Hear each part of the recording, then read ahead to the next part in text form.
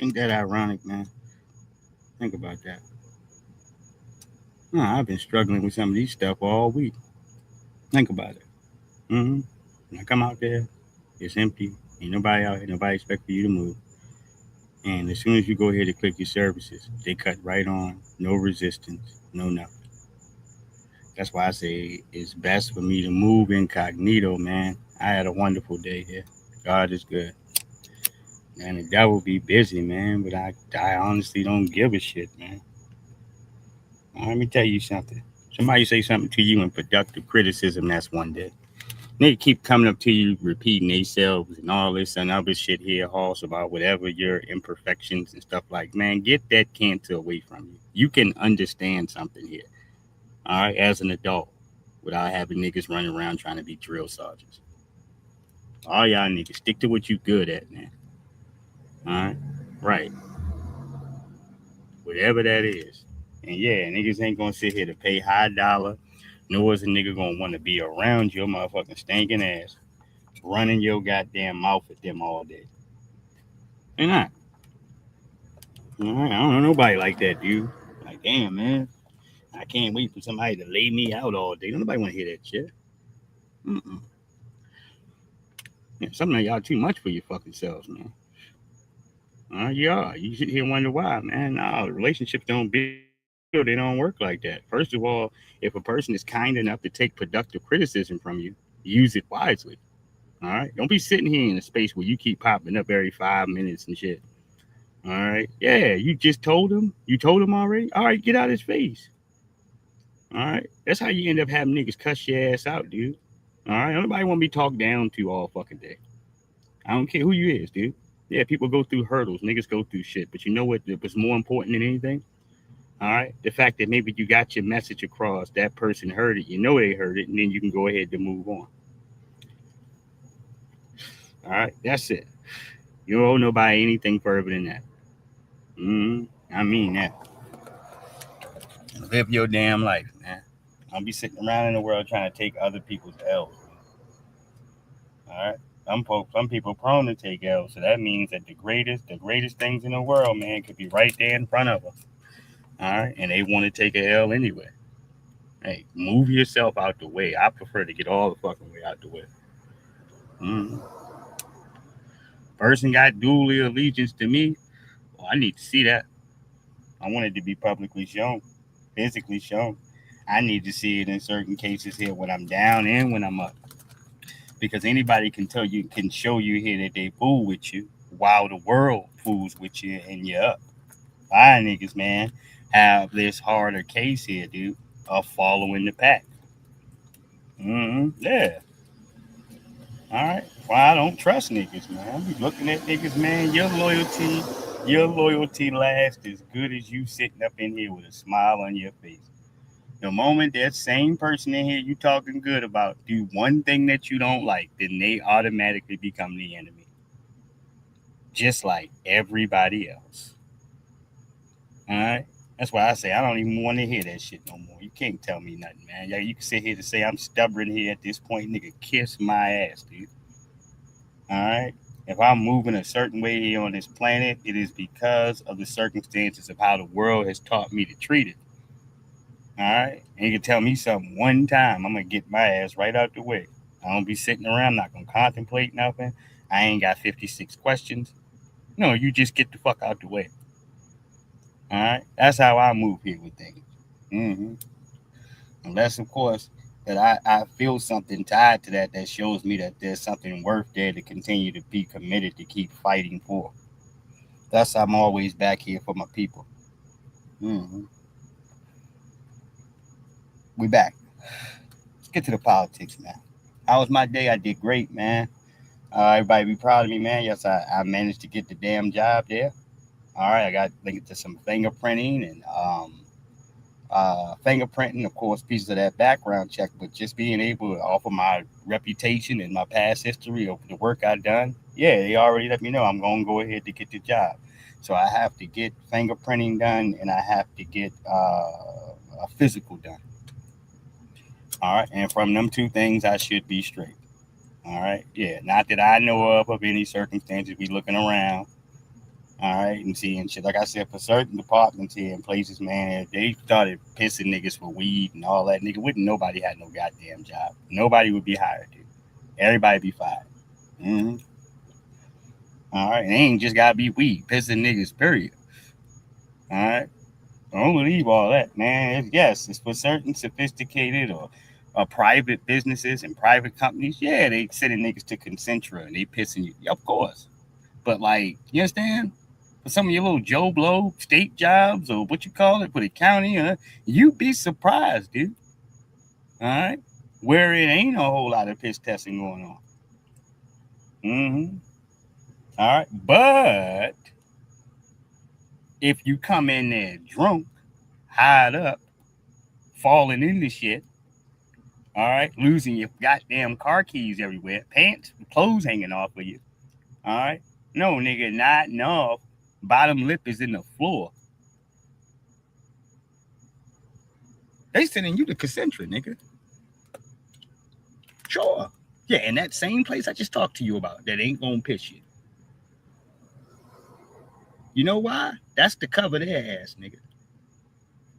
All right? Because at that point, it's like you can sue them if they visibly know you effed up in here or inebriated, intoxicated, so to speak, and nobody on that job where you at does anything and you end up effing yourself up real bad, you can sue them and win. All right. So there's proper grounds on why it's not. When you say it's to protect certain corporations and companies, it's not just that. It's the fact and circumstances that they leave themselves liable by not doing it to you. All right. That part. All right. It ain't like you got, for some of you niggas, you just got a job with your homeboy, you know. No. Everything works different. But let's get to the politics, man. I'm just going to say hooray, hooray. Good for me, man. All right. Everything that I did here for today was worth it. Every piece of time that I spent in here was worth it. I'm happy for myself. I'll share this with the good people and everybody else that's been sitting here following me for the last 13 years. Thank you. Much love. All right. It's a victory we all can share. All right. For most people, y'all that have experienced Santee in its prime, raw, and in spaces here where we can just get it popping all the time. I ain't never really got to worry about nothing. We'll be right back to that in a few seconds. All right. Because that's been the majority of anything that anybody's gotten from social media from me. This is why I've always tried to, kind of skip around the edge or something, dude. All right. If I got extra time, I'll come out, sit with the people. I'll rap. I'll try to sit sometimes as long as I can, just to be able to give some of that extra time that I may not be able to sit down and rap with the people, because this is what I used to do. That's how I built my whole platform. Each program was 4 hours long, nigga. All right, 3.5 hours long. All right, I'm spitting. I might have a freestyle session in that joker for 30 minutes. All right, then start my programs. A lot of these people remember that in here. All right, folks know I can spit. All right, that's a natural part there of me, but I don't, it's not anything that I brag or try to boast. Most of the time, I tell people I'm not a rapper because I'm not. All right, I just enjoy hip hop. That's the truth. Can I rap? Sure. All right, but I'm not a rapper. All right, yes, indeed. What you call it? I want to go to Roland Martin, man. We'll start here with at least the topic that I got there. Let's talk about fear mongering 101. All right, we ain't talked about that. I guess in a little tad there, fear mongering. And he's the perfect guy, perfect candidate. And I say that because of what the title has up. When he says Jim Crow 2.0 or 3.0, whatever this is, and he's been saying this, but it holds no validity unless you can get somebody scared. You gotta be scared first. All right, you gotta get a bunch of black people and get them scared to death. All right, yeah. So Trump coming, the boogeyman is coming. He's coming. You better get under the bed. You better get under the van. Donald Trump's coming in. All right, you got to have that type of power in order to encroach fear mongering upon black people and be effective. All right, you got to have some juice. If folks don't believe you, they don't trust you, they ain't trying to hear you, they know you full of shit. All right. Well, then people turn their ears off, nigga, before you even get to the end of your conversation. All right. Whatever though you were sitting there trying to talk about. All right. Whatever that was. All right. I had to edit myself. Yeah. Mhm. Whatever the you was sitting there trying to tell people. All right. Yes, indeed. All right. A nigga done already tuned you out, nigga. He done turned his ear on the other side on 30, nigga. All right. On complete bullshit, nigga. All right. Mind wandering. Mm-hmm. Yeah. You said you were saying something, nigga. All right. This is how they deal with this. All right. Yeah, that's how they deal with it. But I'll let y'all hear for yourselves before I'm giving too much criticism, right? Maybe this is too much. All right. All right. We'll go ahead and see what you think.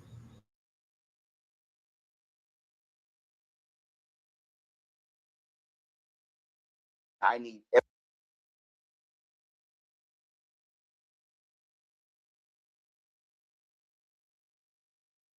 every baby boomer, Gen Xer, millennial, Gen Z, and Gen Alpha to understand that if you don't pay attention to what's happening now, if you don't understand that this is Jim Crow 2.0, then you better go pick up a book and you better read what happened with Black people in the 12 years after Reconstruction. And you better realize the attacks that were happening on Black people. But you also better understand, which we'll talk about coming up next. You also better understand that in this moment, on this day, at this hour, at this minute, and at this second, this is the moment where this generation is going to have to accept the call to action previous generations accepted.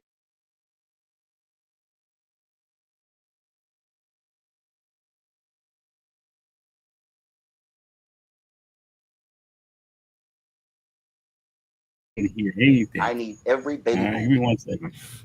Gen Xer, All right. Looked over for a millennial, second. Gen Z, All and Gen right. Alpha to Hey, man, I'll be understand paying attention to nothing now.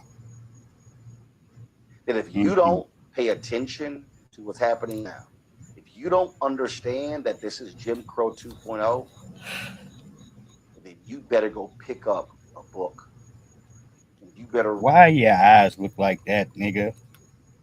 All right. Why is your eyes like that? Why your eyes wide open like that, nigga?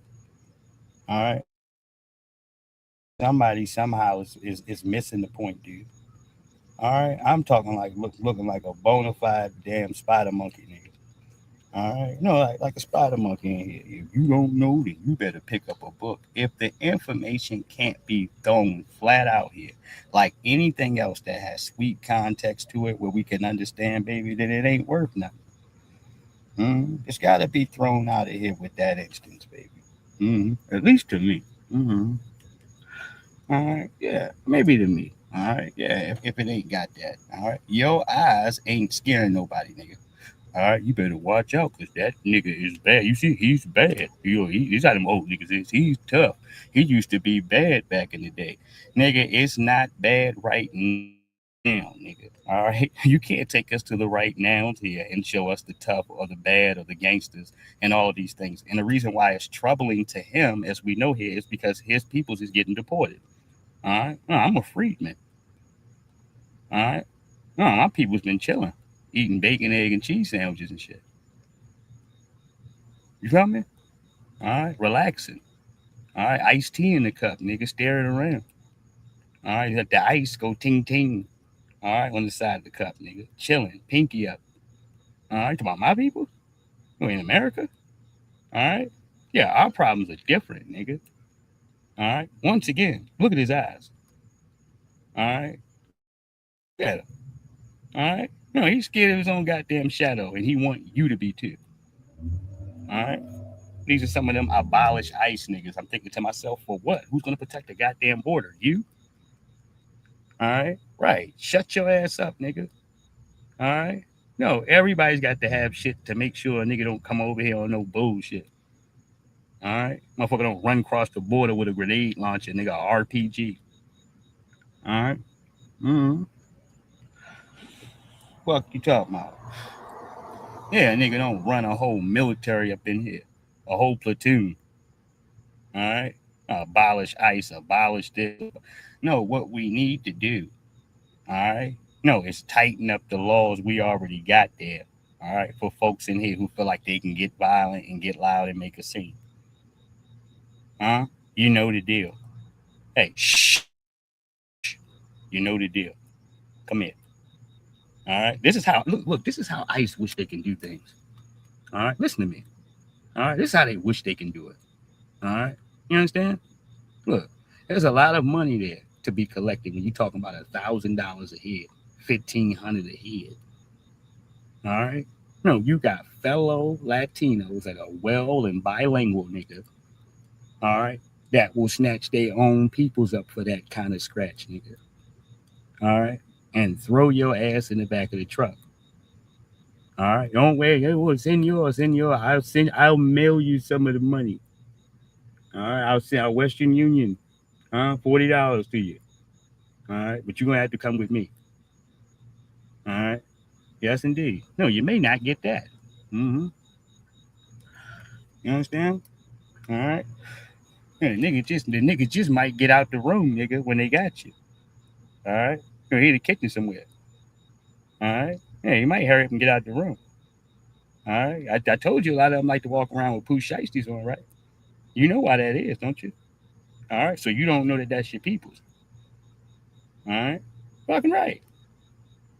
All right. People got mad. They got mad as shit at Donald Trump. They said, man, oh, yeah, this fucking guy. You throwing people out of here. He said, look, nigga, all right, it's majority of your people throwing your ass out of here. What you mad at me for? All right. They said, that Latino nigga that's grabbing you up. What you got your bottom lip hanging out for? All right. You're mad at me. I just put some incentives across the table to let y'all see from a national point how fraudulent this quote unquote unity is. Because if it was, all right, ICE would not have so much of a strong level of support with Latino officers, Asian officers, all right, and all these other folks in here. All right, if this was so strong as far as camaraderie and all right, staying together and being one, dude. Even down to the windows you seen smash, right? You seen that? No, that was a Latino dude. All right, sure was. All right, shit. You have to have somebody in there. I told you that's bilingual. All right, you speak English and Spanish. All right, yeah. But most this is your son, nigga. All right, yeah, that's your little brother. All right, your peoples, nigga. All right, like I just said. All right. Mm-hmm. I'm not bullshitting you. All right. And this is how the white folks got you, all this ass kissing and shit. All right. And they got you. They got you. All right. No, dead to right. You keep staring over here at black folks looking all scared and shit. Man, what's up? All right. No, get this nigga a blanket or something. All right. Yeah. A kid blanket to hide up underneath or put his head up underneath her. All right. That's all I got for you, nigga. Until the boogeyman comes. All right. Oh, God.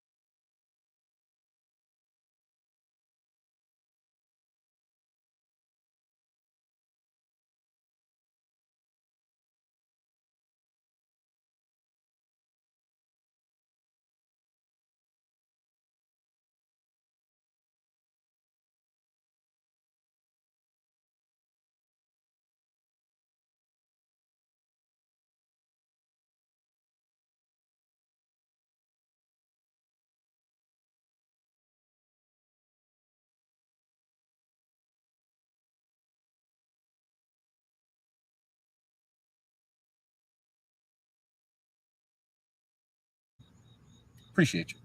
So back to the scared nigga. Yeah, he wants us to falsely believe that there is some type of war that we out here fighting. All right, it isn't, dude. I mean, not for us on the same levels here. All right, Roland has made his fate and his decision here a long time ago. We're taking care of democratic business. This is how we recognize him and see him from a voting process. No, he's here about voting. All right, and one of your peoples just got their ass whooped. That's what I heard. All right. Yeah, one of these Democrats just lost an election real bad. I don't know if it's Wisconsin. One of these joints, man, they got their asses kicked, nigga. All right. Beat from here to Compton, nigga. All right. Whoop their ass, dude. I told y'all to stop playing with us, dude. You don't want to give black folks no money? Cool. No, all right, nigga, get out my face. All right. Shit. That's why when you see this little no neck having niggas, people start snickering. That's why. All right. It means we're doing a good job. All right, you bust out laughing. You see this goddamn thumbs up head having nigga. All right, with no neck. All right, right. Eyes all goddamn big, nigga, like a Pekingese. All right, yeah, man, you better get your ass, nigga. Mm-hmm. Like a Pekingese. All right, yeah. All right, we said the Men in Black or the Men in Black dog, nigga. All right, yeah, the little short one. All right, no, I'm not talking about the worms, nigga, or low. No, let me just leave it alone. All right. Oh, let's keep rolling. All right. This is him scared. He's scared, bro. Read what happened with black people in the 12 years after Reconstruction. And you better realize the attacks that were happening on black people. But you also better understand, which we'll talk about coming up next. You also better understand that in this moment, on this day, at this hour, at this Ain't a goddamn thing going on. Yep, yeah. Yep. Ain't a damn thing cracking, nigga.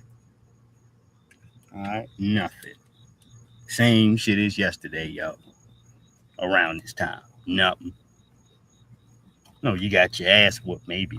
We gonna talk about that ass whooping. All right. This is what I mean to not take accountability because it's not about what you did to lose.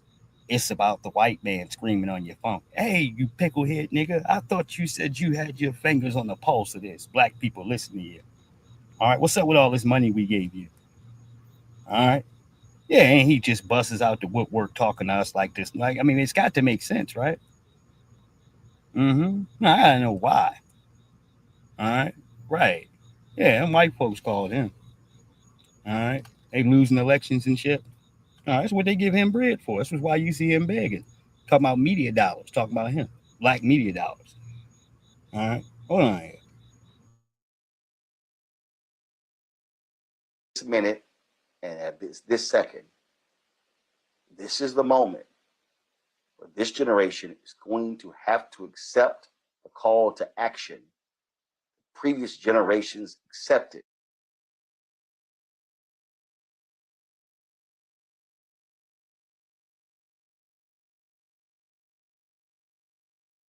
And what he means by accept it, which is that term that says those people jumped in line and just started voting because they were scared. They didn't really have a reason. All right. They just seen your pussy ass face with enough panic in it. All right. That it psychologically broke them to vote for nothing, nigga. All right. And I'm gonna tell y'all this. You're not gonna have a political party. You keep messing around with black people. Go ahead. All right. White folks already got their guaranteed votes from the Republican side. They got what they need. That's why they whooping your ass. All right. Not to mention the buffer classes you brought in here who have switched political sides after about 4 or half a million years. All right. I told y'all how that go. The moment they get relaxed and assimilated into society here, dude, they good for a couple years. They say, yeah, I want to be on something different. I'm on something different now. All right. No, and go get that Republican hat, that Make America Great Again hat, nigga. All right. And go sit down at the local bar. All right. Go jig your pickup trucks up some, nigga. All right. So it can look like the rest of the white dudes in the community. All right, start dressing like them. You got your cowboy boots on now. All right, no, I'm on something different. All right, on all that old Democratic stuff. This is how y'all buffer classes go ahead to act funky on you. And guess who you don't see attacking them? All right, this wide head nigga on your screen. All right, yeah, and he don't say shit to him. All right, not a word. I mean, not that I've heard. You understand? Not that I've got it. Right? Not a goddamn word. He don't say nothing. All right. He sit his little bell pepper built ass there, and turns around and looks for some black folks that he think he might can reprimand or scare. All right. And by what I mean by reprimand is to scream at you and say you stuck on stupid and y'all some stupid fools and curse at you. All right. All this stuff in here that he doesn't make a consistent habit of speaking to white folks like. He would never. All right. And even when he has, it is only in the concepts there because he's begging for money. All right. It's not that he's actually going to pull the levy in here. And at this point now, they understand that he's not a threat. All right. Yeah. When white society knows when it has credible weapons and when they got niggas like Roland Martin, they know the difference. All right. Credible Negroes, they can just drop the bag off in their hand, and the black vote is like that. Back in the day, all you had to do was go ahead to Tom Joyner and have him stamp you, and boom, you got the black vote. Now you're gonna have to pay us, nigga. Cut the check. You think we're playing? Look, we preach this message enough 24/7. All right. Enough for folks to get pissed off, dude. All right. Enough for me to lose YouTube channels. All right. Enough for niggas like him to be in complete disarray. And that means we winning. All right. Damn what they say. All right. No, don't listen to me. Listen to my enemies, nigga. All right. There you go. Mm-hmm. At this minute and at this second, this is the moment where this generation is going to have to accept the call to action previous generations accepted. There ain't no need to call to action to join forces with people in here whose whole idea of camaraderie is black people voting for nothing. He doesn't have an objective. All right. He ain't got one.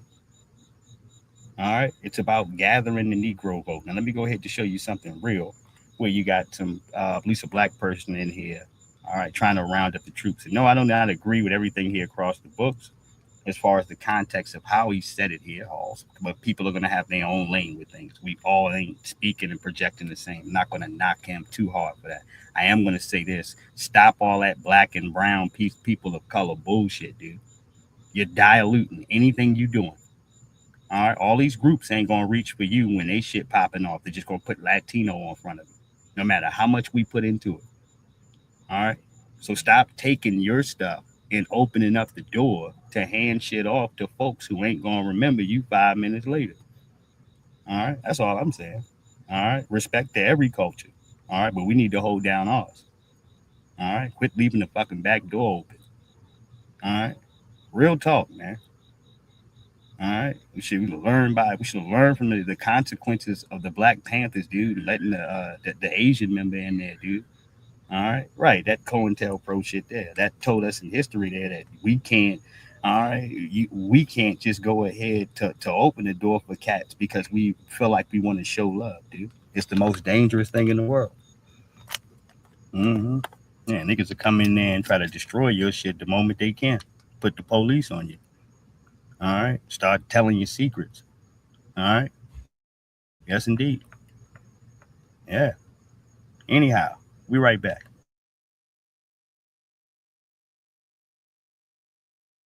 We have launched a movement called Operation No Way. And you may be asking me, what is Operation No Way? Well, I tell you, what is Operation No Way? We, the black community, have decided to take matters into our own hands. As black, brown, and African Americans here, There you go. You see what I mean? All right, right there. That's what I was calling into task. Not needed. Not needed. Black, brown, because that puts down some context as if the brown is actually going to be down with you. And I keep telling people this, man. I can't say it to save myself, to save next black person's life. All right. Other groups don't be sitting around talking about black and brown. It just be us, dude. All right. You notice that? All right. All right. These other group, they don't care to mention you at all, nigga. All right. Even if you're the whole reason why, which we are for all of these jokers. Ain't nobody fought for nothing. All right. Understand. People showed up at the end of this civil rights thing in here, got up off of their couches when they said they was going to start giving bread out to minorities and accepted the economic wealth and the packages and the deals that the government was going to go ahead to give off because they never wanted to have any excuse for it to touch our hands, family. All right. They said they can use this racism thing a whole lot more differently. I can't just openly come out to call you a nigga and do all this. No. All right. Yeah, we're changing up the language. But as far as the policies, all right, these things will be ran through your banks. All right. These things will be, ran through your goddamn DAs, the head cops and stuff like that that you have there as far as the presidency. What was that woman's name? Christine Clark. She threatened the banks and said that they didn't go ahead to loan to illegal immigrants, then she would sue them. All right. When have we had an attorney general like that from the president on Friedman's behalf, dude, to make sure we get loans from the bank? All right. Y'all go look up what I'm talking about. All right. Yeah, this is what it means to have a disservice. And you watch these buster ass niggas tell you, oh, they ain't nothing they can do for you. Oh, everybody ain't on board. Oh, we got it. Well, look, man, if y'all were ever serious about certain things like reparations and what have you, let me just go ahead and put this out here. You would, I'm gonna get back to his story. You would go ahead here, Halls, and make all of these damn Democrats in the House of Representatives vote on reparations, cash payments. So that way, publicly, all right, on international, from a national stance, we can see everybody who's on board and everybody who's not. And for the jokers that ain't, they got to get the hell out of office. All right. Right. They ain't never want to make it point blank clear like that. That's why they keep talking about HR 40 and all these weird niggas moving around. Ayanna Presley's bald head. All right. They got to keep confusion going. College debt, forgiveness debt, all this silly ass shit. That's not what it's about. It's about cash payments, baby. All right. We start there. All right. Everything else is friction. All right. Niggas is just freestyling with reparations, saying anything to see if black people gonna go for it. All right. I told y'all, the moment we go for any form and currency that's not for the shit that we asked for, our reparations claim is done. All right. The moment we let any one of these other extra jokers inside of our lineage reparations here, another group or something of people, our reparations claim is finished. All right. That's why those are the two firm things that hold it together. A lot of people get mad when we start talking about delineating. It's not delineating. It's not the case here, Hoss, where we don't have friends and some people we damn near call family here of other nationalities and what have you. But it's to say politically, we taking care of our business. That's it. We doing something for us. We've looked out for everybody else for years, nigga, forever. All right. We getting something for us. All right. And if you respect us here as a lineage, you shouldn't have a problem with that. All right. Shit. We celebrate what Puerto Rican Day Parade and all these other things. You'll see Friedman out there showing support. All right. All your other holidays and different things for different groups. We would like to go ahead. No one a holiday, but we would like to get our bread without any interference. All right. And that's what it means, as I said, for the government to have its buffer classes here as a shield, something in front of them. All right. No, to say, like I said, for Biden, you know what? And you blacks need to go ahead and learn to work better with Latinos. For what, nigga? All right. Man, my people's built this motherfucker over here. What are you talking about, you old, dried up, decrepit wood, nigga? All right. No, they need to learn to work with us.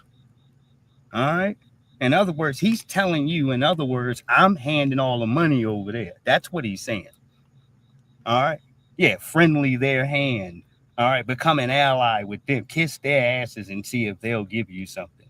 That's what he's saying. All right. Yeah, which is bullshit, dude. All right. Yeah, I understand. He meant every word. He was the one white man sitting in a space full of old, decrepit, sellout, bootlicking ass coons. Al Sharpton's stinking ass was in there.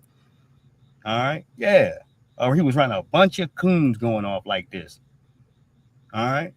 Right. But he meant every word he said. And when you got stinking ass politicians that's not afraid to talk to you like that, well, they need to taste a bunch of L's, nigga. All right. Right. No, just so you can remember how to speak to us, nigga. All right. You want a politician to respect you and to listen to you, you're gonna have to show them number one, dude. All right, that for not listening to them and ignoring them, you will not vote for them. All right. Shout out to the freedmen out here that have made our argument and our conversation here consistent. All right. This comes unified because I told you the code is the leadership. All right. Black first. Mm-hmm. Yeah.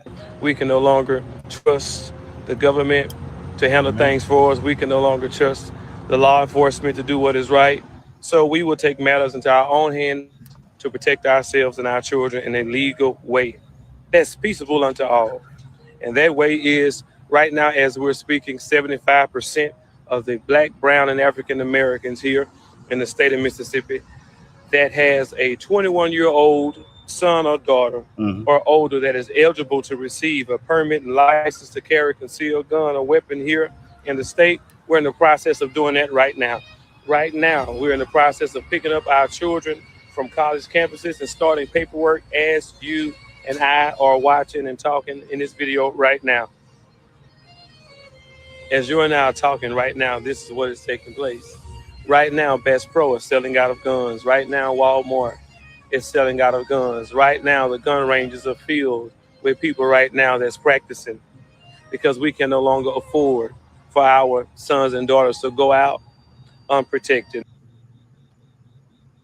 Now, y'all heard me talking about this a couple of days ago, preferably yesterday. And I said, I was shooters, and I said, would I like black folks to be out here at the, young, shooting that stuff and all that? Yeah, because our military wise, I want us ready, dude. All right. I want us in order. Our kids, everything. Yeah, get them a joint. All right. Let them squeeze a few rounds off in the woods. All right. Yeah. Because when it goes down, I would like those same kids to be effective. All right. Shit, they making sure theirs is. All right. What's the difference? All right. No, you can tell me shit. As long as you make sure that you have these exercises, they are safe. All right. They're in nice little controlled environments where nobody else can be harmed and be hurt. And they can get their little practice on. I don't see what the harm is. Mm-hmm. Yeah. Make sure that weapon is separate for them. Don't be like these jokers here where they just got access to the tool and they running up in schools.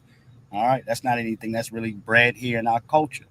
But will breed here is pride, strength, and these concerns to continue to want to know as kids, because they should be knowing how to operate things to protect themselves. Am right? Shit. Mm-hmm. All right. All right. Well, it's just like the same quarter. When is the right time to start learning about the dominant society, dude? When you're young. All right. When you're young. You gotta hide some of these conversations from these young people because they're gonna end up finding out and understanding anyway. So it's best that you put a straight term and logic on these things as you're speaking to these young folks here, Hall, so they can have a more clearer understanding of what they're looking at and to know how to not react to some of these things. All right. Yeah. All right. Yes, indeed. Because we got certain things on a switch and a time clock for certain things in cases for Negroes, and in other cases we don't. What I mean by that is that, all right, some white folks know they can get around and say the right black people and start yelling out the N word or whatever the case is, and we're just going to go ahead to have a reaction, which isn't always good here. All right, I tell you like this: a Klansman will take care of themselves, dude, just by the way that they move. All right, give any person enough rope, they're going to hang themselves. All right. Yes, indeed. I strongly believe that a person cannot stay away from their natural nature. So if a nigga ain't shit, you just known for doing some old dirtbag, crab ass shit, it's gonna reveal itself. All right. At some point. All right, nigga gonna get mad, you're gonna get fed up. All right, let me just see if I can be a crab. See if I can be a crab I'm the one more time. All right, that's what happens. All right, serious up, man. You think that what a nigga just wakes up one day and becomes a low down, all right, filthy ass individual? All right, that shit takes years. All right, yeah, but destroying their own personal relationships and all right, nah, man, not keeping it funky with people. All right, bad energy everywhere you go at. All right, you trying to argue, you want to debate with a nigga everywhere. It's like, man, chill out, dude. All right, yeah, nobody want to hear that bullshit. All right. Some people all the way in here have soggy damn energy, and you can't go ahead to hide from their fate because the reality is that we are who we are, dude. We are who we built ourselves to be. Hell yeah. Shit. Now let's get back over here to the money. All right. They said cash reparations approved. All right, for Russell City residents. I want to hear a little bit more about this. Professor, and this is the moment of truth. Under chattel slavery, it was illegal for any black person to own land. And then afterwards, they decided that they would destroy any sort of land that a black person had bought. And then after that, they wanted to make destroying black land ownership a paperwork process instead. And that's what it's been ever since. Things like racial covenants and redlining shut black families out of home ownership across America and still does to the present day. But back in the late 19th and into the mid-20th century, unincorporated Russell City, California became one of the few places where some black residents would buy property and build. Families there had their own businesses. They kept sheep, chickens, pigs, rabbits, and tended gardens big enough to feed neighbors. Even under those grueling racial conditions, they managed to create a community that was modestly prosperous. But just like with Rosewood and every other place white marauders destroyed in the early 20th century, the white racists in California coveted land that their black neighbors in Russell City owned. They wanted it for themselves, and they were determined to take it. County officials completely neglected that neighborhood, denying them basic public services. Predictably, they had flooded streets when it rained. Thank you.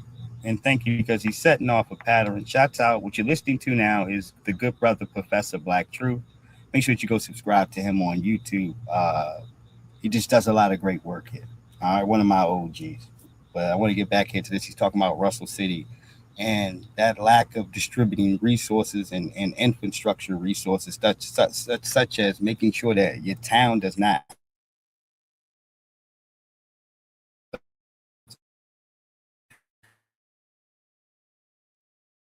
properties in America, trying to whack it down to nothing and pull off the property so they can move their people in and then straighten up, all right, some of the stuff in here that they already knew was a problem. All right, that's how it goes down. All right. And usually for some forms of gentrification, it may start slowly. All right. But when they first started to go ahead to move this in, it was just quite city trash pickup. And I told y'all this. All right. Take black folks out of the equation. All right. For 1 second. Chinatown, Philadelphia. The new stadium gets built.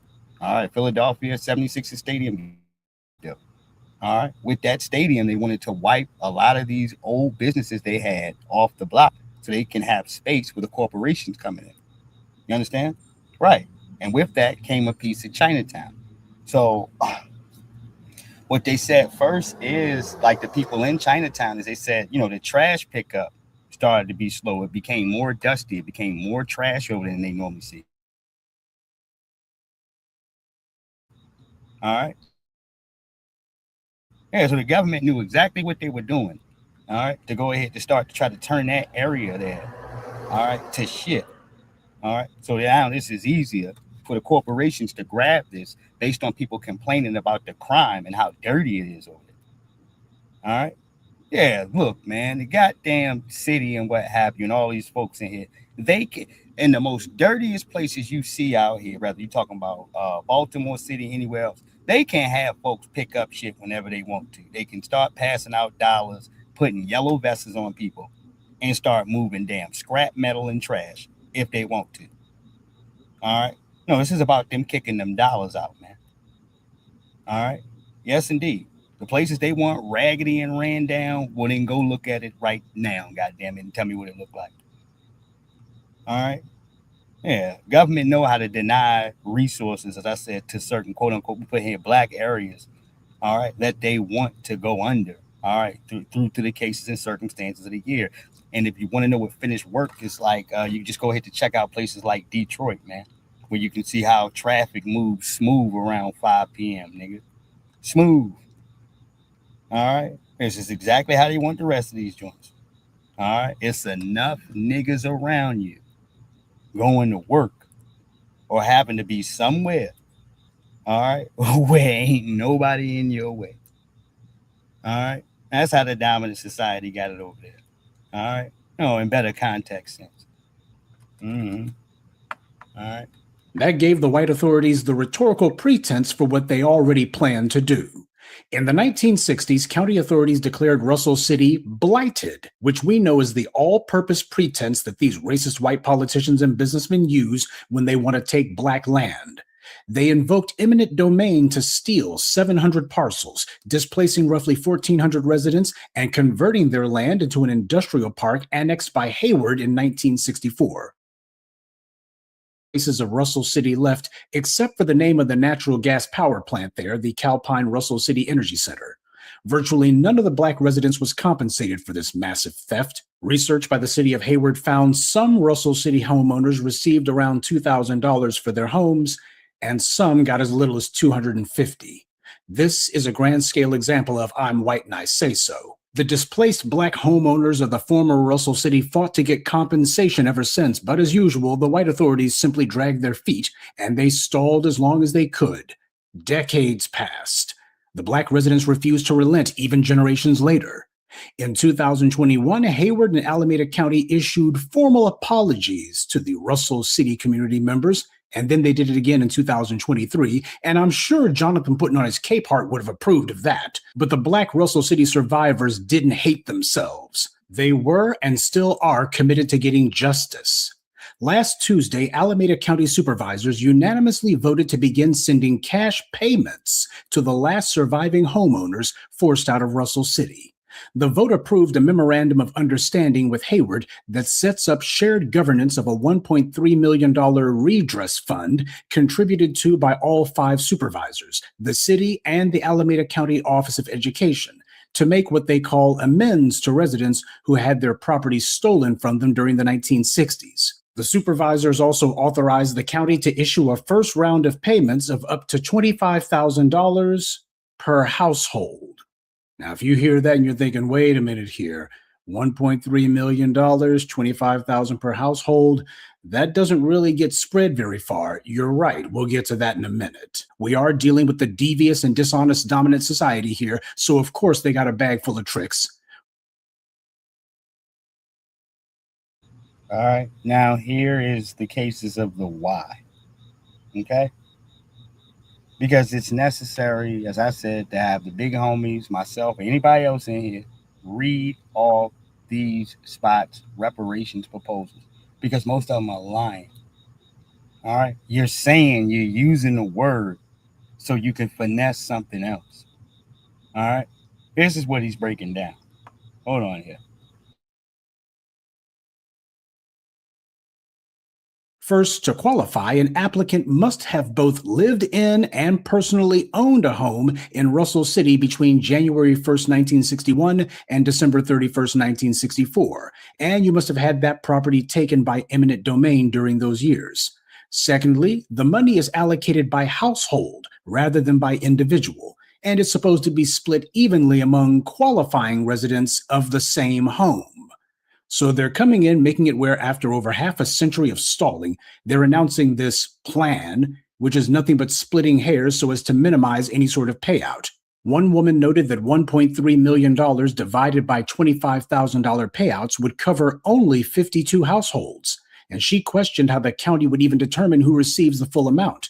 That doesn't cover fair value of the homes at all, not even back then, to say nothing of the property values these families have been robbed of in the decades since. And do y'all see the backhanded, dirty ass trick? Hey, he's telling you, yeah, you only can get the bread the 25,000 if your crib got snatched during 1961 due to eminent domain. That's the only way you can get access to the brick. All right. Yeah, they playing games off the brick. All right. And number two, as he just went in there to state, 25,000 ain't nowhere near the value of the damn home. All right. Yeah, you just throwing some penny any number. Just all right. Well, okay, here, nigga. Okay, you niggas can get off the bullshit. No, you get off the bullshit, dude. All right, we gotta play these games. And must I remind you, family? I'm talking about underneath the Democrats, dude. Them niggas had money and flights ready for illegals the moment they put their foot on the soil. All right, pillows and Xboxes and PlayStations and shit.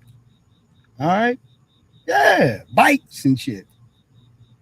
All right, yeah, and this funky ass government is playing games with us. All right, I ain't with it. All right, I'm not with it at all. All right, damn sure I ain't with it. The spider come down right there in front of me. All right, hold on 1 second. Yeah, man. Yeah, they giving out bikes and shit, man. No, it's Christmas running around here. All right? Yeah, it's your birthday. All right? But when it comes to us, yeah, niggas is like sedasical with the bread. All right? Now you acting funny. All right? Now you acting all weird and shit. Well, we can't pay all you niggas.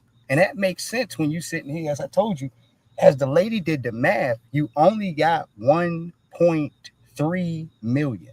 That's the money you got. And she said from that number, paying out 25,000 to each person, you can only pay off about 52 households. All right. So you got caught again. All right. No, that's the third one. That's the third point right there. All right. You niggas is stealing money, Halls. All right, and this is just a point, as I said, for somebody to just shoo you off. All right, yeah, all right, nigga. It's just, is that enough to stop you hollering, nigga? Get your ass up out of here. All right, is that enough? All right, we're just gonna pay 52 niggas, and then y'all get out of here, man. You gonna give us everything you owe us, nigga. All right, that's why they losing elections, baby. Right here, no, right here. Yeah, this is how you get your ass kicked 101. Mm-hmm. Yep. All right. Let me let him finish reading the rest off. All right. I know there's more.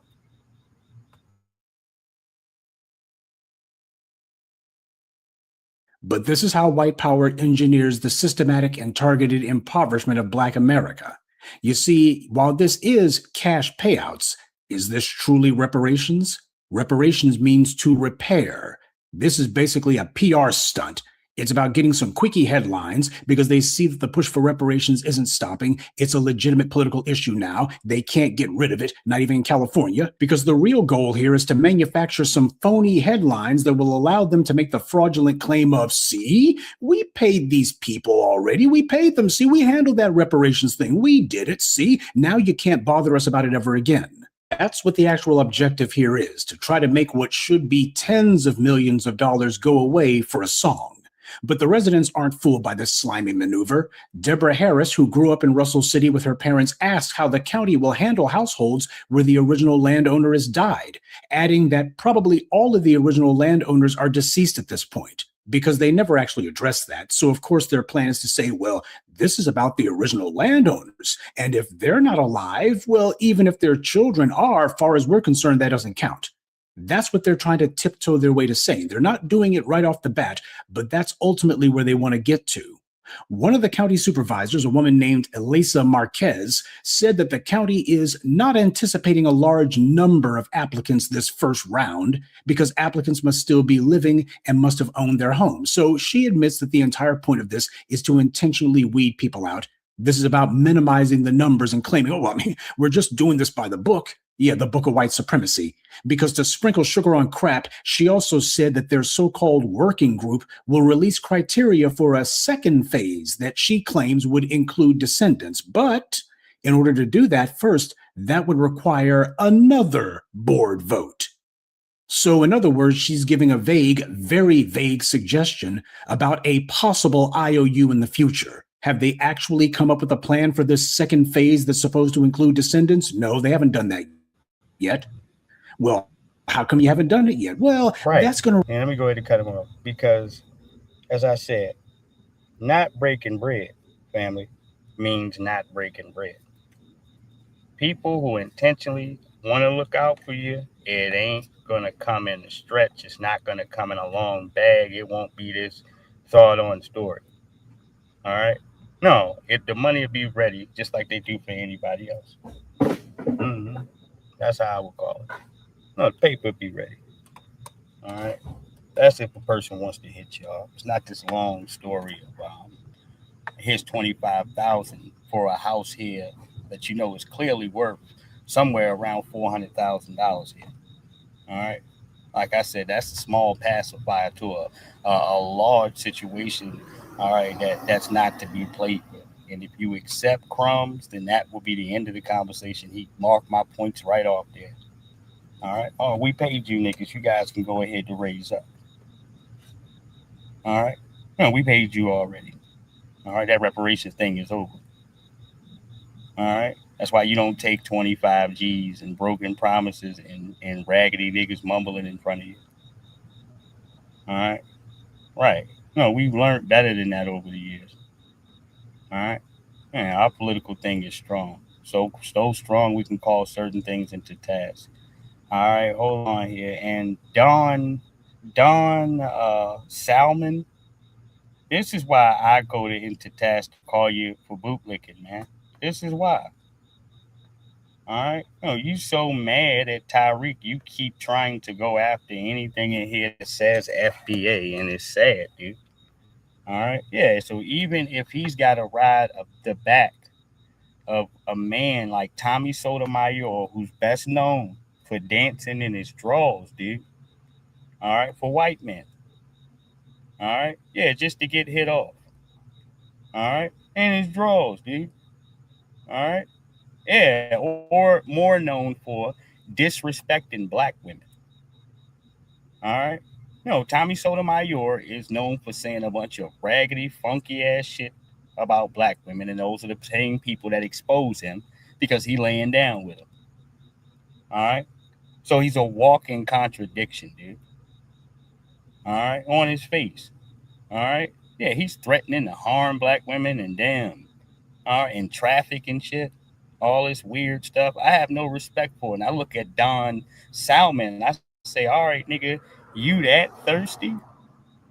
All right, to say something disrespectful towards us that you're willing to go get the words of Tommy Kunamayor. All right.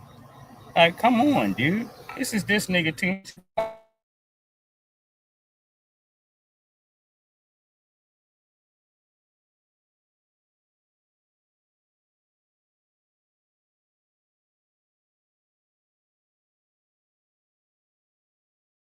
All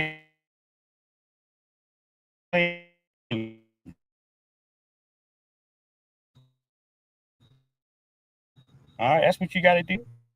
In the back in the creek, man.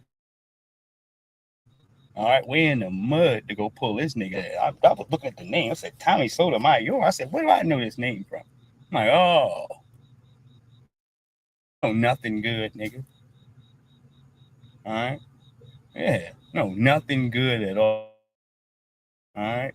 No, I couldn't tell you. Mm-mm. All right. Give me 1 second, man. I haven't listened to this yet. I'm going to listen to it with y'all.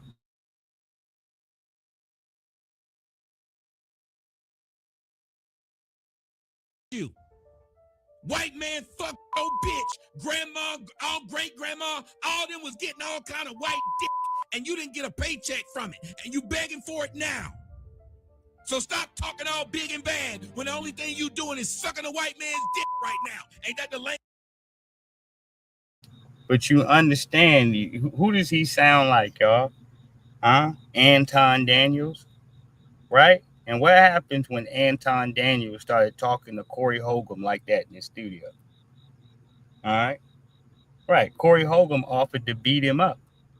All right. He was going to smack him right there. He told the young lady, look, Diane or whatever, hey, man, don't get in grown folks' business, grown men business.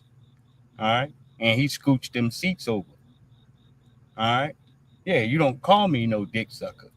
All right. No, we don't play those type of games as freedmen. All right. Not you clown ass niggas in here, not with nobody. We damn sure don't play them type of games. Period. All right. And when he got up on his ass, Anton Daniels got so nervous he got the hell out of there. So we know you niggas is busters. You gonna talk to us like this about us on the internet. All right. When he's approached by a man, dude, he gonna shrivel up like Tariq Nasheed putting a Coon Train Award on top of your forehead, nigga. All right. And he rolled up in his Vlad TV interview and embarrassed him. All right, this nigga was holding 2 WCW titles and shit. All right, he showed up with his Coon Train Award. All right, yeah, man. All right, this is the moments that you've been having, dude. And I'm not sitting in here, all right, for any case where we have to go tag Tommy Sotomayor, but I go back to Don Salmon, man. All right, no, really. All right, no, I'm telling you, you niggas got after this, you got to lay in the mud with these niggas.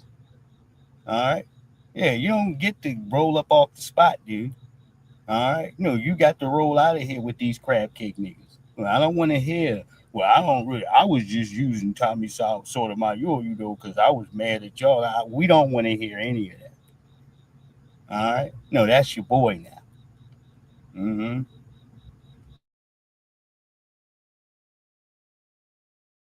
Language y'all understand? You siding with the white man, talk about some, we did this. No, you didn't. We from 1860. We from here. Y'all got English last names because the white man gave you his last name, bitch. You ain't even got your daddy last name. Whatever your name is, Jody, it's the white man's last name. Somebody tell me I'm lying. Can I? Doesn't matter, dude. All right. Nothing you talking about matters. You can't make us feel bad about anything. All right. When you came into an all white space with Richard Spencer kissing ass nigga. All right. And he told you were a nobody. You had no ideology on nothing. All right. Yeah. Even to the point of telling you he's a white man. All right. It's like, he's just like, who are you, dude? All right. He broke you down like that in front of all them people in there. Don't come to us about like who's like a white man when we literally, all right, seen you pleading, all right, with Richard Spencer begging to be in his white space as he's carrying his shit out you. All right. You can't say nothing to us, nigga. All right. Not a damn thing about the white man. All right. We've seen you front row and center. All right. Yeah. We know how you like to get out. All right. Oh, hell yeah. Mm-hmm. Yeah. Like, come on, man. We're human beings. We're people, man. We're something. Yeah, Richard Spencer cooked you, dude. All right. He said, who are you? All right. He couldn't say he was a black man. You see? He couldn't do it. All right. Yeah. So at the end, you a buster, nigga. All right. That was the point he was making. All right. You ain't here kissing ass and all that, man. All right. You right. We ain't nothing like you. All right. Can I get a 100 up here? You ain't even got a black man's name, nigga. Moore ain't a nickname. Johnson ain't a nickname. And what does that mean? All right. We turned the core of our names and made it something special, put quality behind it, recognition. All right. Black empowerment. All right. Took the N word and took it into a term of endearment. What are you trying to say? Bald headed, cube bald head nigga.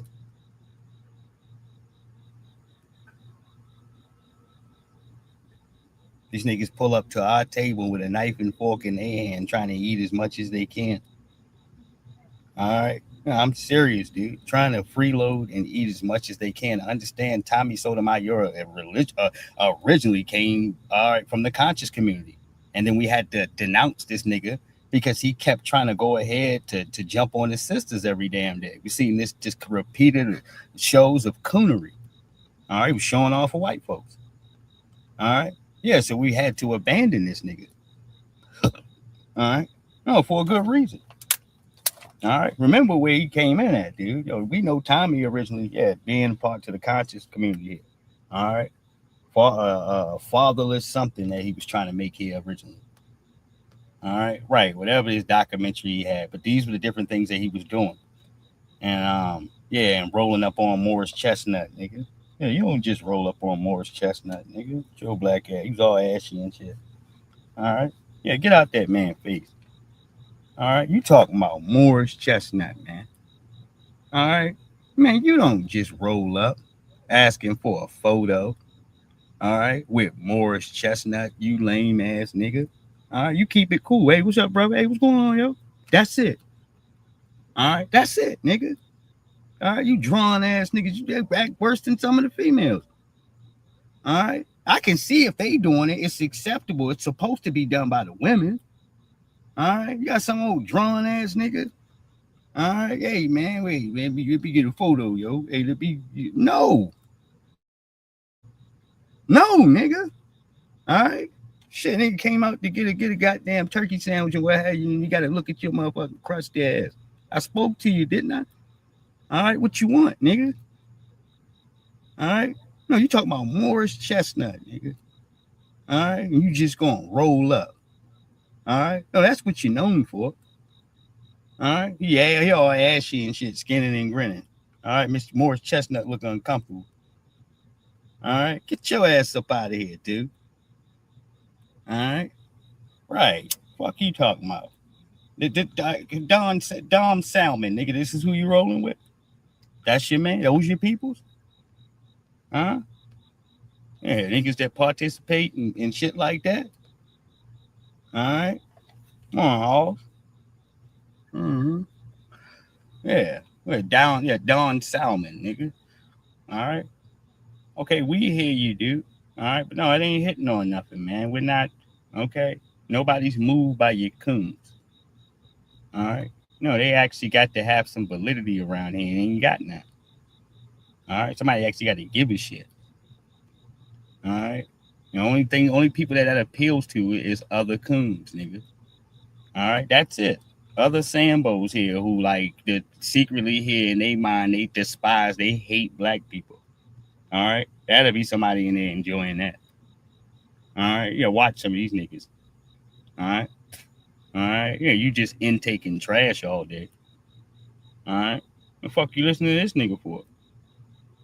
All right? Yeah, I got questions. All right? Because if it's not anything to mold, to build you, to make you better here, also stronger, more refined, I would say politically, and knowing you not only your surroundings, but how to move with this thing here. All right? Then it's going backwards.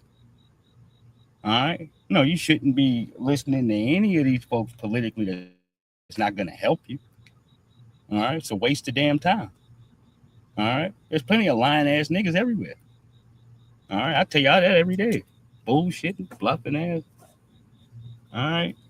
Yeah, man. No, everything you say ain't right. All right? It's a lot of them.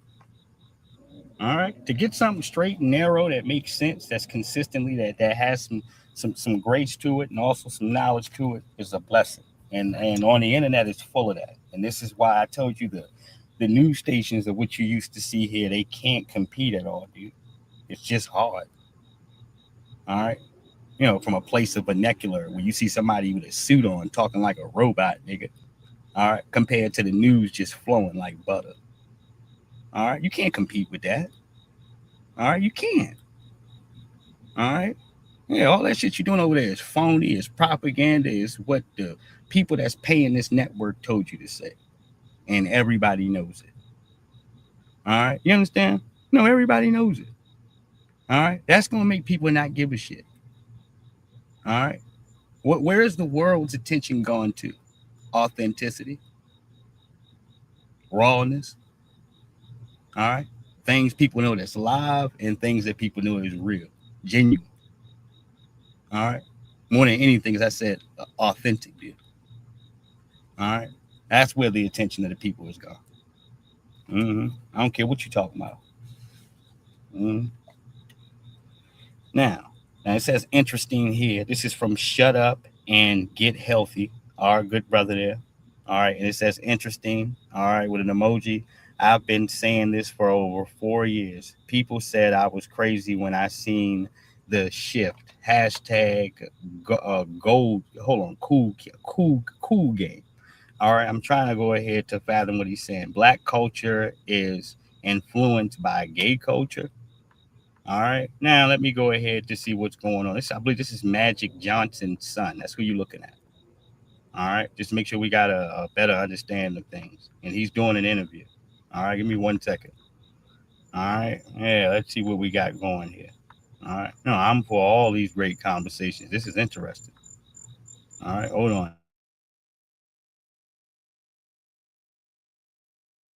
How much do you think Black culture is gay culture? I think Black gay culture has influenced most of Black culture, right? So we can't talk about who we are as Black people and how free we are without speaking the name of Bayard Rustin, who was an openly Black gay man, who was Dr. King's right hand, who is the real architect of the civil rights movement. There is a movie on Netflix that I encourage everybody who watches this to go and watch. It's called Rustin. He planned, produced, you name it, the March on Washington. And Dr. King could not have done it without Bayard Rustin. And the beautiful thing about their relationship as friends is that they put aside their differences to make a change for all of us, regardless if you were straight or gay, straight or trans. That was a non-factor. The biggest factor was that we all deserve equal rights, human rights, and our civil rights. And they worked together to make sure that we got it. A Black openly gay man and a Black straight man. Imagine if everybody knew that. Imagine how much further we'd be. We would be going if everybody right now stop the bullshit, stop the transphobia, stop all of the homophobia. Do you see what I mean? All right, because I see where you're going at, and I hear you. All right, but this is where we're always going to go ahead to swerve into, and I understand that both things can equally here in a conversation be true.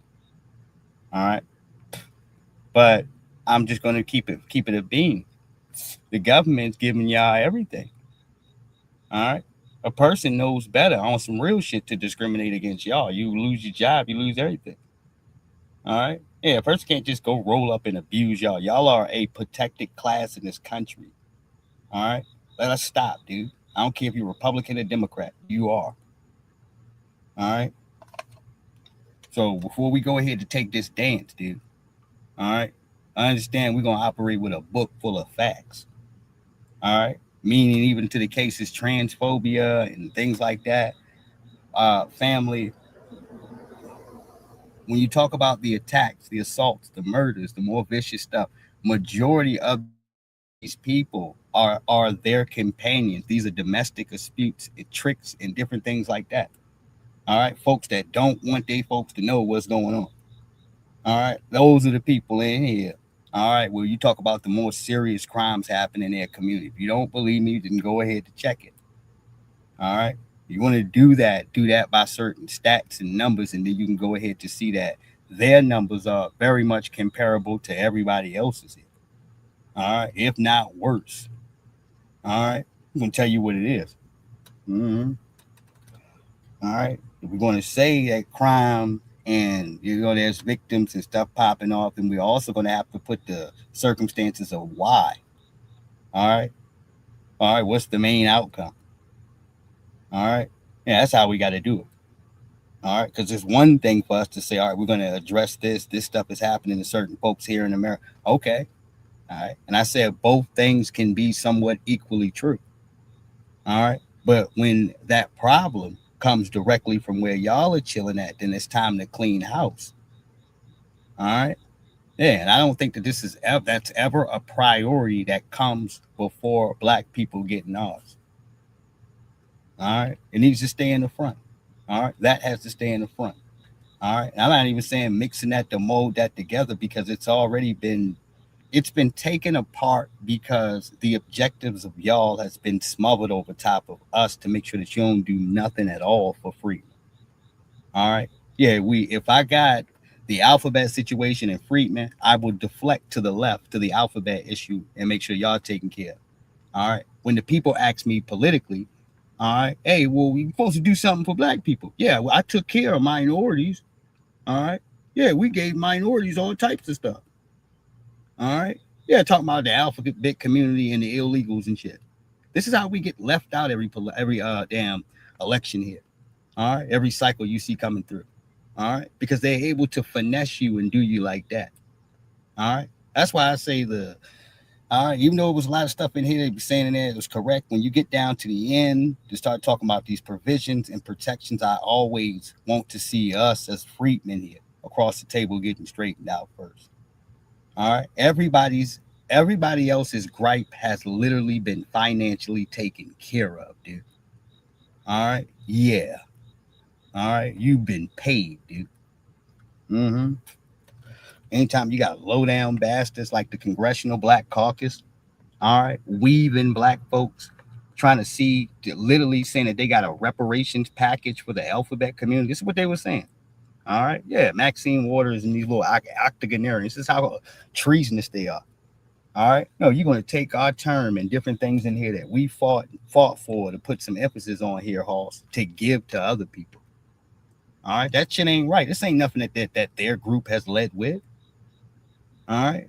Let alone have y'all been passing them over when it comes to getting some of this bread. Hell, to the cases and circumstances of California, if you want a grant from the government, say you had a museum, anything that would be government funded, well, they grade how much money they're going to give you by how much alphabet staff you have. So the more you have, the more grant money you receive. Tariq Nasheed was explaining this to us because he has a museum, all right, in LA. All right. And he said that was the criteria upon, okay, getting grant money. All right. Yeah. How much alphabet staff you have. You talk about not discriminating towards people here, dude. All right. When you have this shit set in the guidelines, all right. Yeah. From getting some money from your government, that makes you a protected class, baby. All right. That's exactly what it does. All right. No, don't forget to hit this group off right here. All right. Yeah. We're going to make sure your community is funded and your people get right, man. And you get access to resources and monies and things in here without you having to beat a door down or chase a damn politician behind the desk somewhere. All right. No, we're going to make sure you get yours. All right. Yeah. Without anybody saying a word. All right. Yes, indeed. That's what that means to be a protected class. Mm-hmm. Yeah, y'all check out what I said there on Los Angeles grant money. Mm-hmm. No, they counting your staff, dude. All right. How many of them folks you got in there? All right. Yeah, how many you got? All right. Yeah. Now let's go ahead to a few of the corrections that we have in here. I got two. I'm going to say corrections, but somewhat of individuals trying to, I guess, help clean some of these individuals out that have made fouls and passes towards some of our brothers and sisters and us as a whole. We're going to start with Vince Mensa because they've been sitting here trying to help tour him around because he's getting ready to start a podcast. All right, just to give everybody a heads up, he's going to start a podcast. He's got previews out for it. It's trash. It reminds you a little bit of that damn Godfrey. It's Godfrey 2.0. All right, no more tether trash where people are sitting in here indulging into our culture here, Halls. All right, we goddamn no permission from us. That's what it is.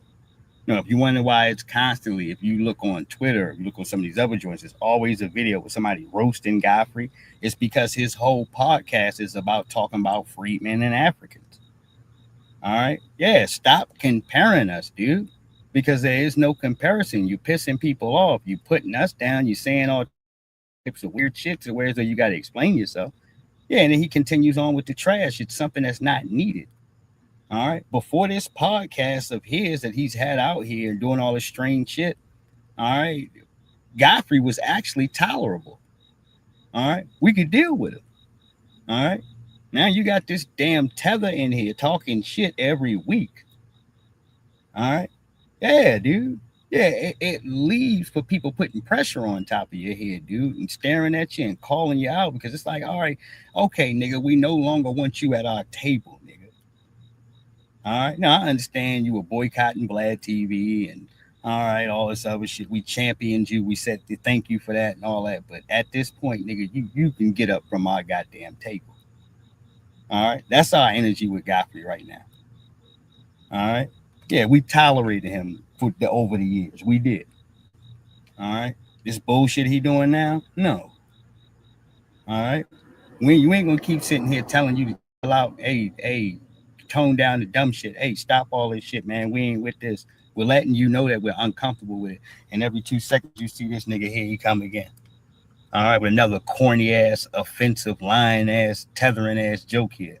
That if we flipped it on its head, which we've seen, this nigga will be out here in the streets crying. All right, what tether, man? What is that? What does that mean? You seen it before? What do you mean to call somebody tether? What do you like, nigga? Shut your ass up. You ain't reprimanding us. All right, you don't tell us shit. All right, that's a joker. That's the term. That's the definition of a foreign coon, nigga.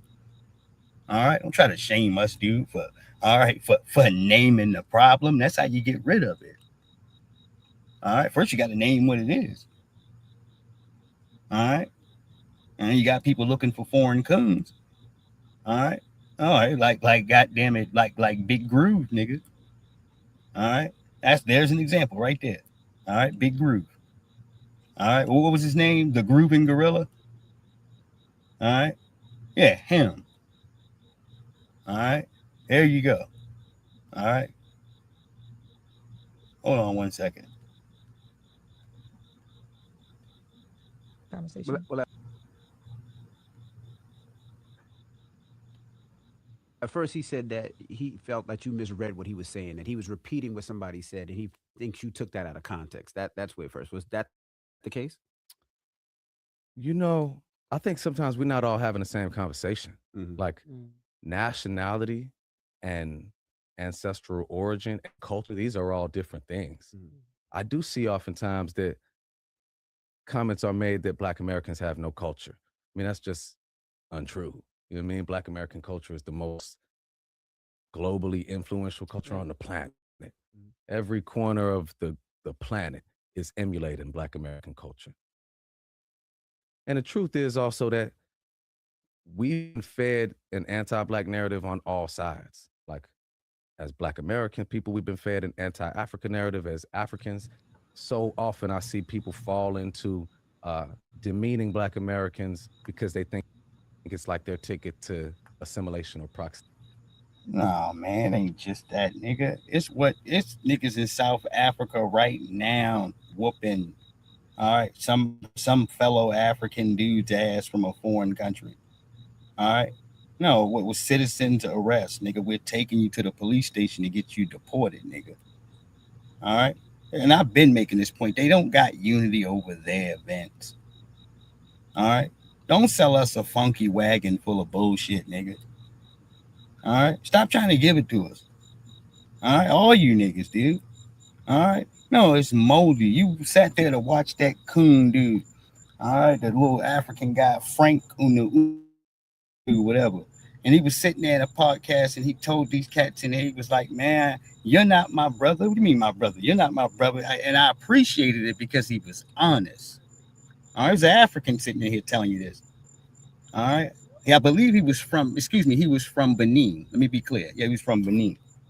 All right. Yeah, but he was sitting back telling us this here. He had a whole bunch of things I knew that was incorrect, that he was lying about, this, that, and the third. But when he got to that point, all right, it's 1,000% correct, man. You see all the damn division going on over there and tribal trash. I'm not going to act like I don't see this. All right. Right. You selling us some shit that ain't solid where it's at, dude. All right. I'm seeing niggas get set on fire, limbs get chopped off. All right. No, just for being a different tribe. One of them nasty niggas was sitting out there eating cannibalism, eating another person, dude. all right, with a piece of what's that shit? A pound cake or whatever he had with it, a piece of bread. All right. No, the citizens were sitting there looking in awe. I'm like, nigga, you crazy as cat shit. You'll do all this to a fellow impoverished black person, but you mean the white folks can come over here and take over 70-something% of your land, nigga? I'm confused. All right. Right. That's why I say don't talk that shit to us, dude. All right. And when you gonna stand right next to the Afrikaner, no, after you get finished whooping the fellow black person's ass here, and she that you get out of our country, you need to get out next to the white woman. All right. This shit looks bizarre, dude. All right, when they got an all-white town in your country that you can't come in. All right, but they printing their own money. All right, yeah, dude. All right, these are facts right there. Man. All right, I think the town is called Eritrean. All right, it's in South Africa or Eritrean. All right, you can go look it up, dude. It's an all-white town. All right. Mm-hmm. Yeah, you shouldn't have that shit there at all. It should have been ripped and burnt apart here the moment they even thought of it here, based on y'all population numbers. All right, this lets you know, man, how many people is with the bullshit. All right, to me, the whiteness, like all that shit exists. I don't think any relationship of substance can be based on a lie. Like we can't brush none of that under the rug. It's all legitimate points of disagreement. But who does it benefit though? For us to be separated is my big question. Like who makes the money from the disjointed African diaspora, black people of the globe not being unified? And I do think we all generalize too much, right? Because if you listen to Cam's original comments, you can't make a broad generalization and say Native Africans do not genuinely.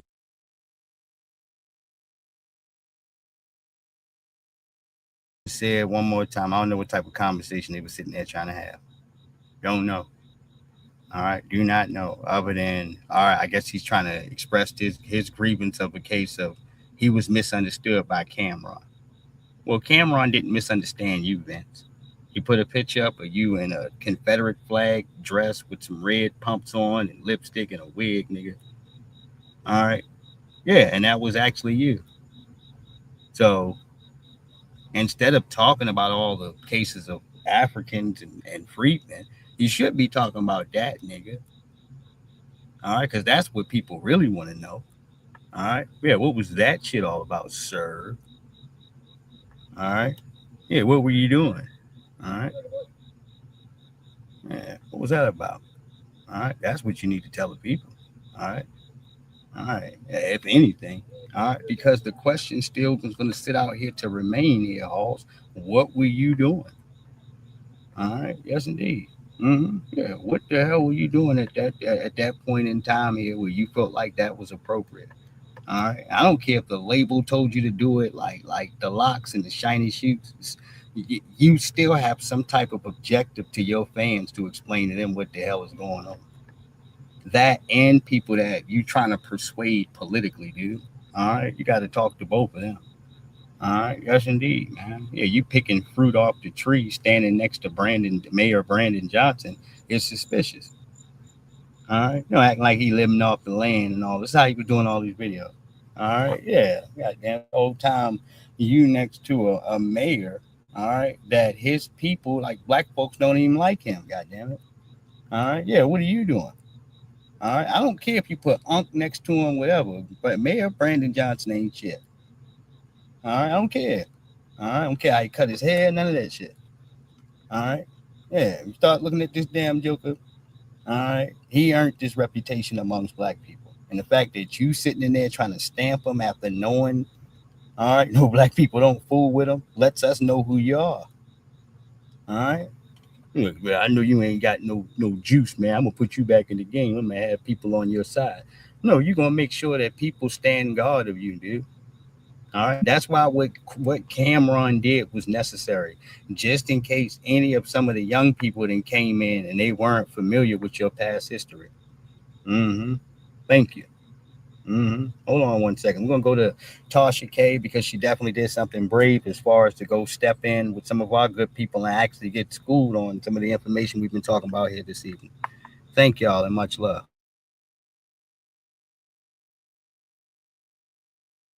with, no, because you're upset that you think that I'm attacking you or whatever. And no, but I will say this, it's not divisive. You just haven't met all of us.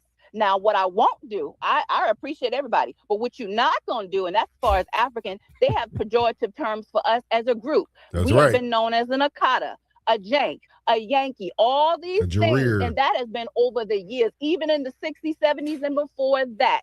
Yep. A person who ran across that border today and anchored themselves here by the 14th Amendment that was meant for the babies of slaves is not the same. That is a melanated immigrant. Everybody originated from Africa. Let's understand that, everybody, including white people. But if it's divisive for some FBA to label their lineage, then it's just as divisive when nobody says anything about, oh, they're Bahamian American or they're Caribbean American. It's not the same thing. There is a difference. We all were enslaved, but there is a difference from us and a boat stop. And that's only offensive because we're telling the truth. For years, a lot of these people, not all, because I don't classify all, even though you're sitting here classifying all FBA as the same. No, ma'am.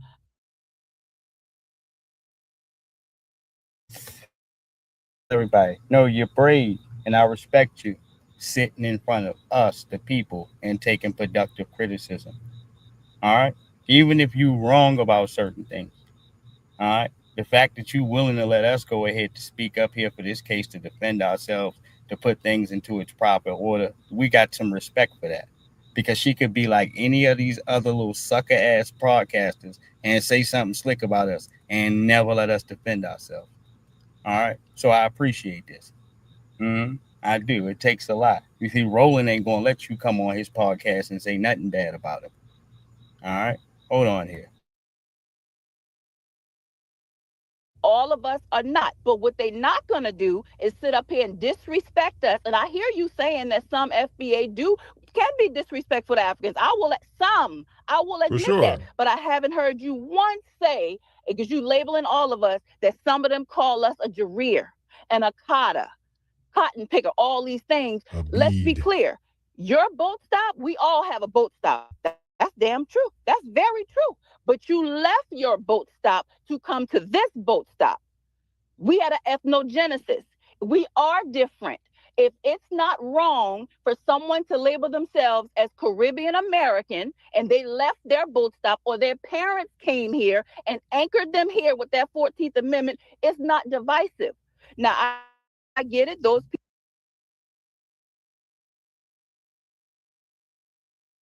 And shout out to that sister because she gave that work in there. That's how we're supposed to be sharp and be ready. That's why we say the code is the leadership. Any one of us in here could have came in here to do what that sister did, but she did it very refined and she did it only in a way that she can do. Shout out to her. All right. Yes, which was respectful. All right. But it got down to the business and the bottom line of what the TIF is. All right. Here's the differences. All right. Here's our problems. This is where you're wrong. All right. This is where you may have a point here. All right. Right. But we're able to rap and chop it up with one another. You understand? It ain't all this bullshit where somebody's hiding behind something. All right. No, that's why I respect it. Yes, indeed. That's why I say for Tasha K, look, man. All right. Yeah, sometimes, all right, you may get on our damn nerves. But she knows like anybody else would know in here. The moment that you get stuff like this cracking with us, this is all the internet's going to keep feeding when you go ahead and look at certain things and they're going to keep talking about you. All right. No, and I've seen it consistently from each and every channel that I follow on here. People been going to work. All right. I told y'all this too here. So when we had that problem, all right, with Queen Split talking about reparations, how quick did it take for him to come back around and apologize to us? Huh? Let me help you out. Less than 24 hours. All right. We're undefeated, man.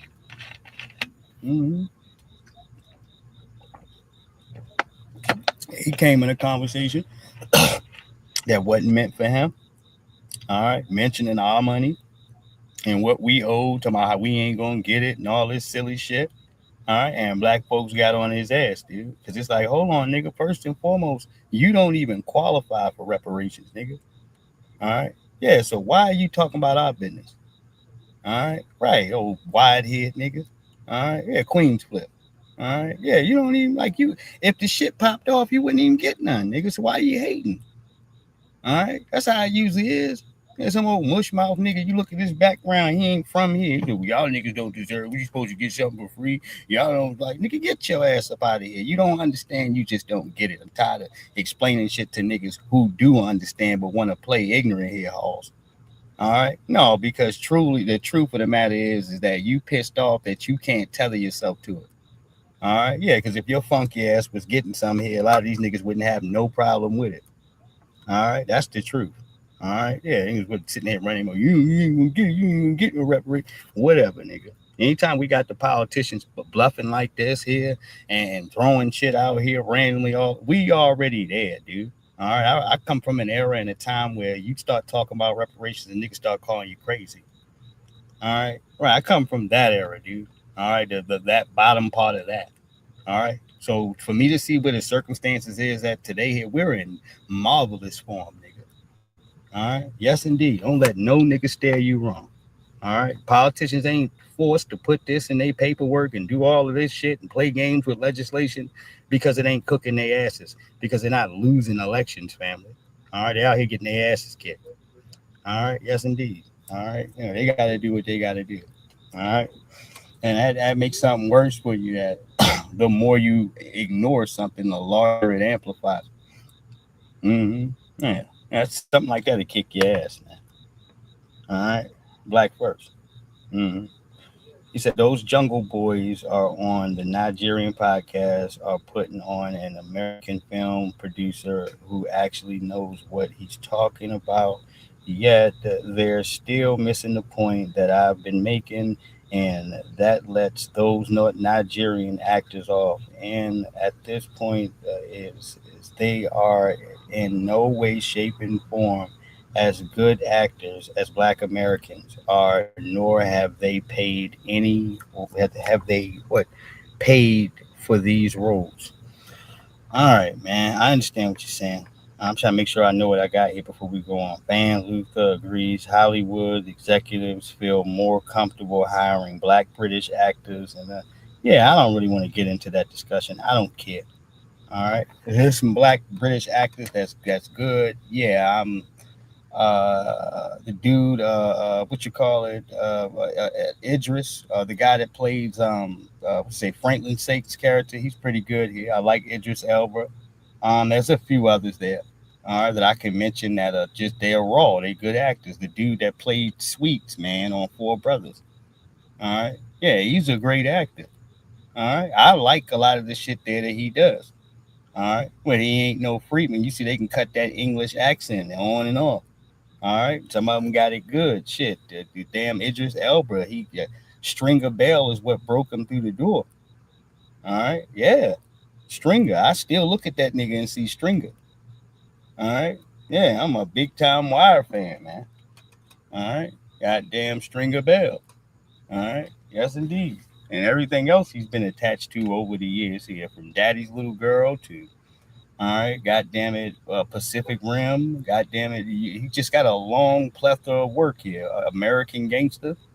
All right, yeah, man, Idris Elba, which he played a role that was so valuable there in American Gangster, because you looked at a role with two alphas sitting here acting, and neither one of them would back down. All right, all the way till he blew the man brains out. All right, no, nobody backed down.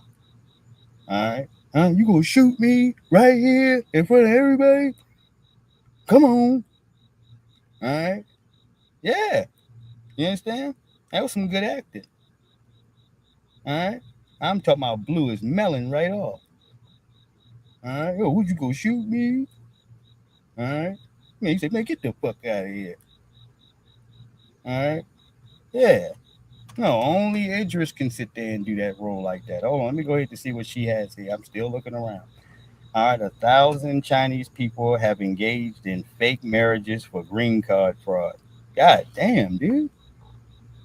All right. Is that what y'all doing?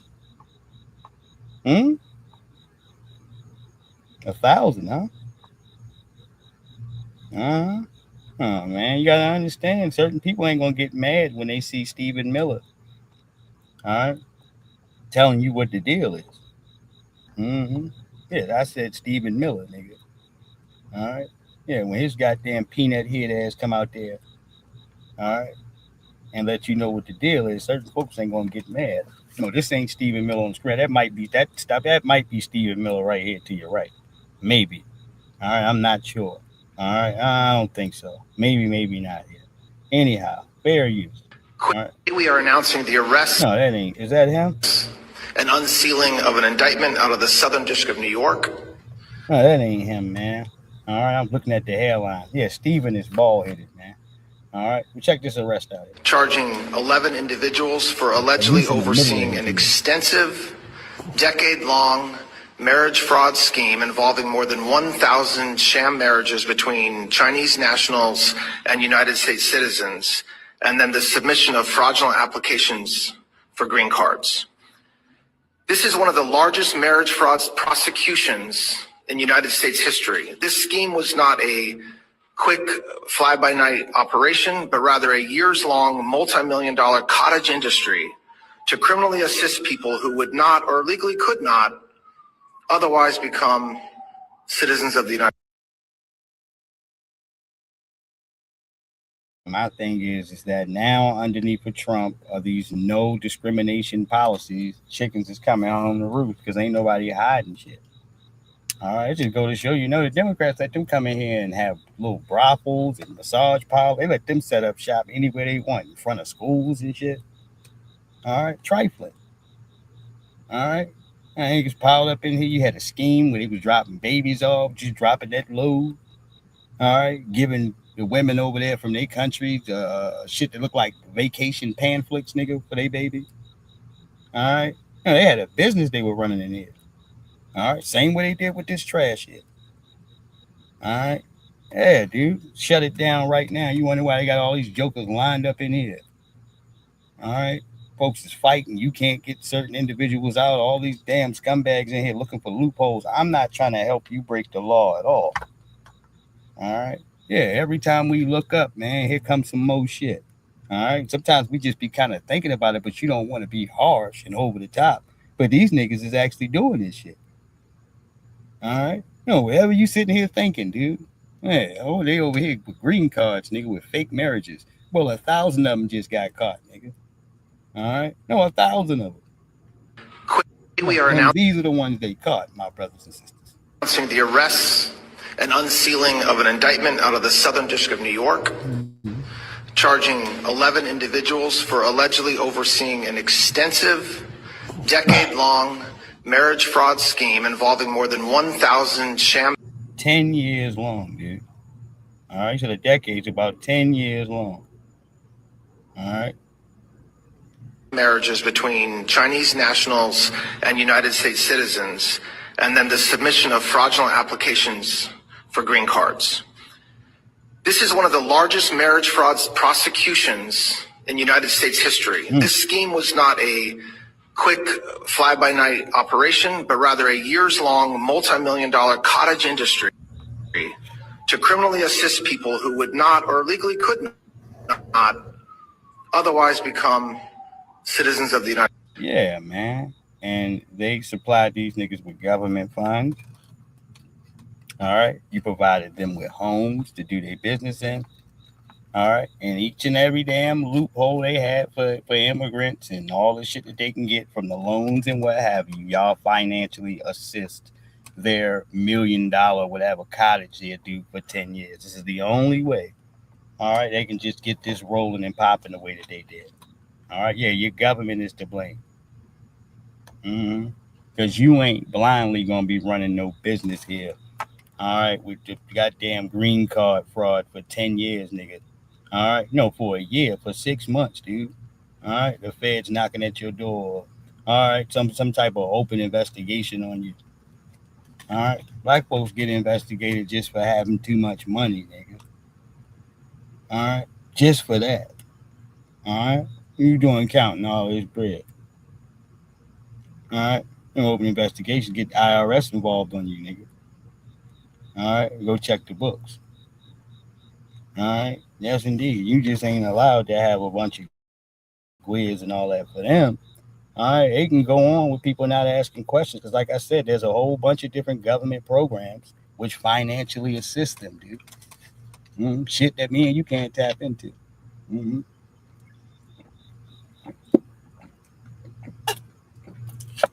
Hell no. When you go in, you pressing on the phone for certain resources and shit, that shit don't come up for you. All right, and press 7 or something. No, them resources, them benefits ain't coming up. All right, you may be surprised with goddamn it what resources open up for them. All right. Oh man, I advise you if you got some extra time, you go ahead and listen one of these days. All right. Yeah. No, look, man, just for experimental purposes, so you'll know. All right. Speaking of these folks in here, all right. Man, a black person had to call out this lack of service here inside of one of these chicken spots here. All right, Church's Chicken. All right, and I told you they come in these little black spots in here halls, and before you know it, ain't no Negroes working in there no more. It ain't. All right. No, the first damn illegal or whatever person that you hire will be the last black person that worked there. All right. So now you got Church's Chicken. All right. Full of them folks. All right. And the woman keep complaining every time she come there because they keep saying they ain't got no honey. All right. Well, which is a damn lie. All right. So what the other customer does here is they lean over the register and snatch a whole box of honey and put it on top of the counter. No, that's how these bastards be doing, man. All right. No, they'll just tell you they ain't got no honey for the sake of saying they ain't got no honey. All right. And I would say this here: if you niggas want to carry you like that, I wouldn't be breaking down the doors to spend my money in there. All right. Period, man. If they don't want to give you proper service, give me 1 second. So they do have honey. And they said that, why did y'all tell me y'all didn't have honey? They just be Why didn't you tell? Why did y'all tell me you didn't have honey? And I just bought food. This lady just found the honey that they told me 5 times they didn't have. Who found the honey? She just leaned over there. I told you that's where they keep the honey. I come here Just every day. racist. I mean, I just bought a meal and I asked them for honey. I asked for honey. Yeah, look at your little black and brown coalition. No, the moment that they get called out here for being a racist. All right? No, because that's what you're doing. Oh, nigga, get out of here. We ain't got nothing. This woman just spent probably about 30-something dollars, $40 on all this damn food. All right? That's the customer that you're supposed to assist. They so used to blowing black folks off and being racist. Her funky ass is going to pick her phone up as if she's in the right some type of way. You already done. You too late. All right? No, because she got the whole video. All right? Yeah, you can put your phone up to record. I hate when little dipshits do this halfway through the joint. Nobody worry about your video when you got the whole joint. All right? We can hear her clear as day. Yeah, she loud and she's aggressive. That's how black people are, dude, when we feel like somebody trying to play us. All right? Yeah, we get loud. All right? We get aggressive. We might get on your ass, nigga. All right? Right. Yeah, don't play with us like that, dude. See all this money she just spent? All right? Now, I would go ahead and get my goddamn money back, man. All right? Let them eat the goddamn funky ass chicken. All right? Since you want to act like that. All right? Yeah. And then they said they didn't have any. 5 times I asked. They ignored me. They said they don't have any. And 2 weeks ago was the same way. But all of a sudden, this lady was adamant. She says, I know they got it. She bent over there and found the damn box of honey that they refused to give me. Why? Because I'm black? Yeah. I think it's racism. And I'm tired of it. I'm tired of you Hispanics being racist towards African Americans, Afro Americans, black, whatever you want to call it. Why would you lie to me continuously?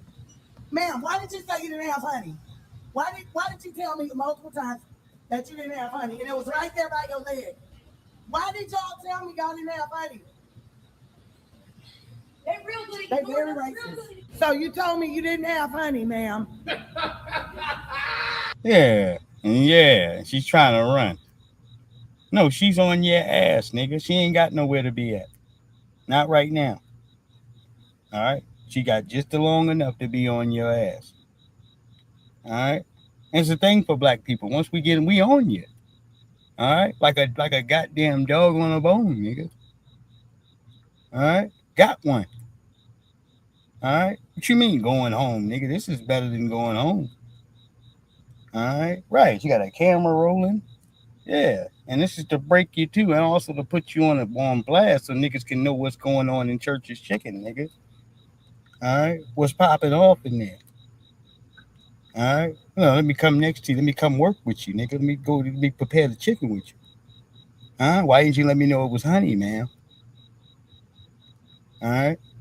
We know what time it is. All right? I just asked for honey.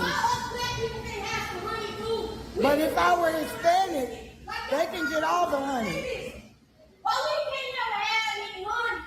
Why did you lie and say you didn't have the simplest thing? And I'm buying a meal from here. And you tell me you don't have the honey. That you're immigrants and you have the nerve to come here and be racist towards black people. You're immigrants. And you have the nerve to be racist. Why would you lie to say you must be? Why did you lie and say you didn't have honey? Huh? No, you're angry. You have disdain. You're trying to get funky now. All right, that's why she's trying to turn her back to you after she's saying something stupid. All right. Yeah, because you don't want to come off as racist now. You understand the more you're ignoring this black person, the worse it is looking for you. So now she makes an accident here to say something. You see, you would have been better in your case to continue to be quiet. All right. But this small section of you going back and forth, all right, makes you look guilty, man. All right. Which you are. All right. Yes, indeed. No, just to pass out a little help here real quick. All right. Yeah, you should just continue to keep your head down and making meals. All right. I didn't say you didn't have honey. The simplest thing. And I'm buying a meal. And that old lady back there lied too. All of y'all stood as a united front and lied and say you didn't have honey. Oh, look how she hiding from the camera. She run from the camera every time I come over.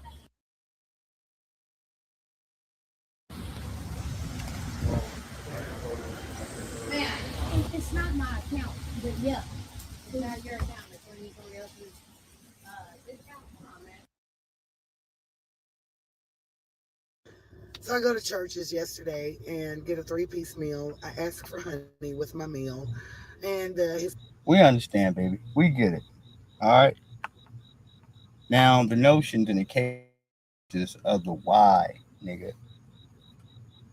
All right. One more again. Why? God damn it. Why, Santa? Because when people get their asses put on blast, you expose racism, then folks know that they being watched, nigga, at least, dude. It puts a spotlight on you. You know you got to act right. You know you can't have too many mix-ups here with black people here in this area.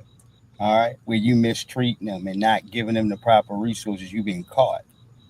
All right. So if we can establish any courses of patterns of this, which I'm pretty sure we could.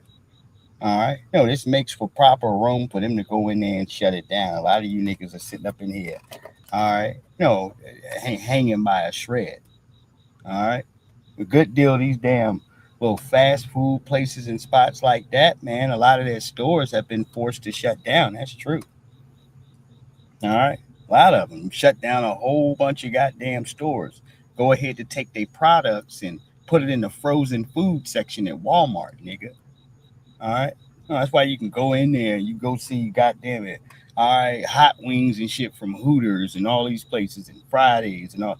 All right. Because most of them, all right, even to the cases of how you seeing it there, this is how they present their food at the restaurant anyway. You're just getting a goddamn, all right, an expensive microwave dinner, nigga. All right. That's it. All right. Yeah. With waiter service, nigga. All right. Real talk. All right. I know it sounds less intriguing that way, but think about it next time. All right. You can get all that shit. Goddamn White Castle, what you call it, in the freezer there at Walmart, nigga. All right, yeah. All right. No, where's the lie? You understand? All right. That goes for any of these little brands that you sitting up here seeing. You go to restaurants and shit.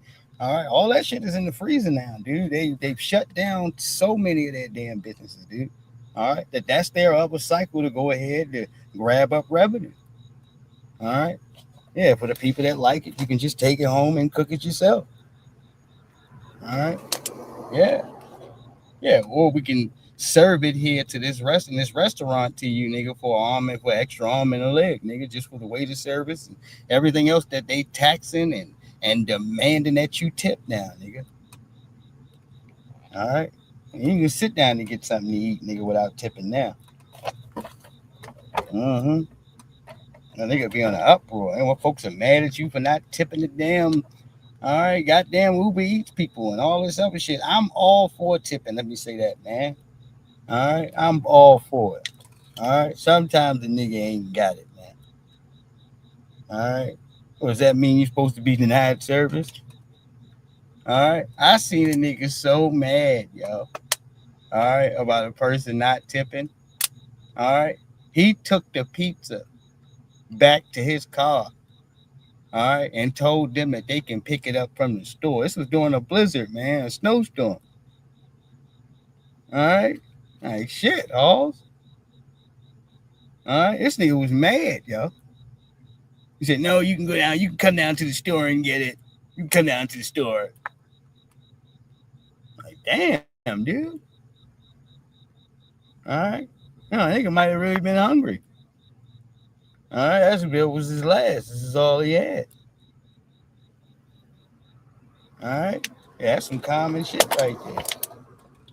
All right, yeah. Yeah, you got to have that tip money in order. And some folks will fight you, man. I don't know. Depending on who you talk, some people might fight you. All right, depending on how hungry the nigga is. Look, man, my other joint just cut off here. Shit, man. I had both of my damn devices in here cut off on me. Now, I've been sitting in here long enough. I'm probably going to give it a few more minutes here. All right, much love, man. Much love, man. All right, yes, indeed. All right, academics goes off on Drake haters, criticizing him for doing 20 versus 1 on the stream with Nilk and OnlyFans models. Let him cook. All right, what do you mean criticizing people? Like, man, the problem is with the conversation there with Aubrey, if I would say that it's not, people are not criticizing the cases of him kicking it, chilling, going on the show there. The criticism comes for the cases that he didn't directly go ahead to really address people or any of the allegations in the situation. He started acting like a hoe, man, and pointing to his clothes and what he got on. And like, man, that shit don't make you a real nigga. All right. Yeah, I know playing with fake ass niggas with nice cars and all right and cool clothes on. All right. Yeah, that don't make you a real person. All right. Yeah, a genuine individual. All right. Yeah, you can be a complete shitbag here, dude. All right, you fly. All right, jumping out of fly shit. All right, right. That's very possible. There's plenty of niggas like that in the world. All right, we got to distinguish this shit. All right, because hip hop is about being real. It's about being authentic. All right, and it's also about you being live and direct with the people. You don't get to pick and choose when you down, Halls. You don't. But for those circumstances, that's all the more reason of when we see your ass out here doing any programs and shows that you just keep it a beam with people. That way you can go ahead to talk your talk like you need to with the folks and then let whatever the situation is pass because you addressed it. And once again, all right, Drake has gotten the criticism that he's gotten, family, because, all right, no, you walk in here dancing around a subject. All right, yeah, playing games with it. All right. Yeah, not sitting here trying to be genuine or straightforward. It's, hey, look at the watch, man. Check out the pants. Check out, for what? We talking to you. All right. I look at your outfit for, lame ass nigga. All right. Is this supposed to blur the lines that you look, you blatantly showing that you ain't got respect for your own damn fans? All right. No, because you can't speak to them directly. All right. Yeah, I'm not impressed, dude.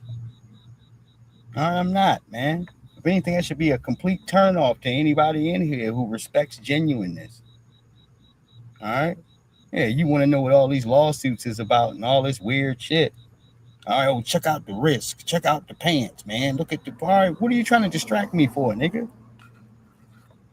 Yeah, why are you showing me distractions? All right? Yeah, what about that bullshit you've been doing, nigga? All right, that's how I feel with Drake. What about that silly ass shit you've been doing? Since you're in front of the camera, what about all that dumb shit you be doing? All right, that's what you need to address. I don't give a shit about you laying up with Adam 22's leftovers, nigga. I don't care. All right, who gives a shit about Dank DeMoss, nigga? Nobody. All right, he trying to play this sucker ass sympathy, what you call it, role where I bring all of these little circus looking clowns around. All right. Yeah, and that's going to compensate for realness. No, it won't, dude. All right. Thing is, I know about hip hop fans is, and I see our black folks out here, is they spoken to direct, nigga. All right. They want the real deal. None of that watered down bullshit, nigga. All right. You can't come in here fronting, in other words. All right. No, because somebody's going to ask you. Ack can't save you, man. All right. Because he can't save himself. All right. Every time he does this shit, he takes a risk because he's looking bad, because there's no argument that you got towards people in here that want somebody to be honest with them. You see, he can speak freely and openly when he's talking about why it should be appropriate for everybody to use each other's music here. All right. And work with each other. I can use some of your music and I can feed off of you. And then you can, yeah. Because this is where it benefits him, dude, to get the Quentin Millers and all these other folks in the OVO sweatshop. All right. He can have a highlighted, all right, enlightened, whatever it is, conversation with you about that. All right. And all the pros and cons. All right. And if you sharp enough to do that, then you can explain the problems to us, nigga. All right. Because that's 2 years worth you can drop on us about what your thoughts were, what you were going through, what your mindset was. Rather, we agree with you, this, that, and the third, but at least we know as a man where you stand at. All right? Yeah, you're treating your own fans like kids, nigga. All right? Yeah, like kids that don't know any better. All right? Hold on here. Is 29 doing this. You think if he listened to Wayne O'Clark, he would have became a billionaire rapper by just streams? Yes or no? Do you think if you listen to Charlemagne the God and how he talks about him now, he would have been the biggest rapper in the world? You guys just tell me. Let me give you another one. Let's get Drake out of here. Let's bring me into it. When I was on Everyday Struggle, Nipsey Hussle threatened to slap the shit out you. God rest the dead. No, that's what happened on Everyday Struggle Act. All right. Nipsey Hussle said that he had to leave off the platform before he smacked the dog shit out you. All right. Because he didn't like the fact that Act was one of these people. All right. That is sitting here promoting all of the murdering and the violence, war on Chirac. That really rubbed him the wrong way. All right. You also got carried by Jeezy too as well. All right. Few niggas going on your ass in the Everyday Struggle because they understand for all of this hood shit that you sitting here talking about, you don't live any of it. You know, you're an internet nigga. All right. Right. And more than that here, as Nipsey Hussle said, for the cat in the hood sitting here trying to film shit as people is fighting and instigating ass nigga, be like, no, you put the camera down now and you fight, nigga, since you want to record something. All right. Yeah, this is how he described DJ Academics, God rest the dead. All right, in the Mac Lessons radio interview he had with Tyreek. Hold on 1 second. Mm-hmm.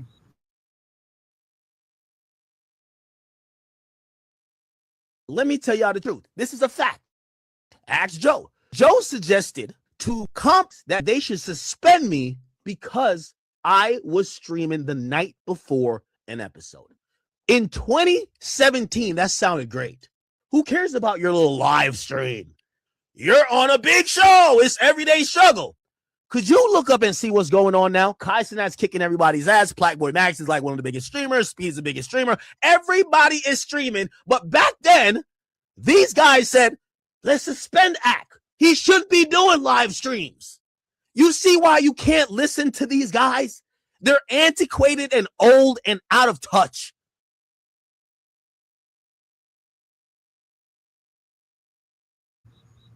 Yeah, some of them are. You do got a point there. But that doesn't make you correct, nigga. All right? Behind sucking Drake's kneecaps, nigga. All right? Right. You have a point. All right? Yeah, but that doesn't do anything for Aubrey.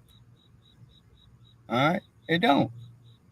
All right? Have we gotten certain things incorrect here as far as history is concerned? Some of the older folks in there? Sure, people do it all the goddamn time. Have you been in some of the right places, the right time, and capitalize on these things? Yes, we all know that, Act.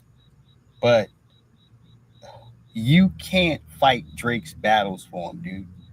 Every time he sends you out here, it looks bad upon him.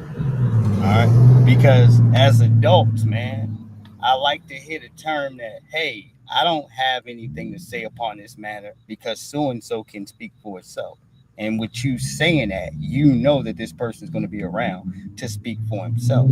I think it is one of the most disrespectful things, dude. All right? For Drake to have some personal feelings, all right, or some beef or a problem with LeBron, any one of these dudes, and send your little funky ass around here to speak, all right, or to spew shit through you, dude. All right, yeah, this shows this underlying thing here of a lack of respect for your damn, all right, your supporters. Because can't nobody in here definitively go ahead to tell me what this man's full philosophy is upon him sitting his ass around here, dude. All right, no, for damn near 2 years and not giving you a good enough interview in between the lawsuits and between personally maybe what he was doing, how he was getting his mind. All right, that wouldn't be appropriate from anybody else. So why should it be acceptable from Drake, nigga? All right, even for the interviews that R. Kelly wasn't given, nigga.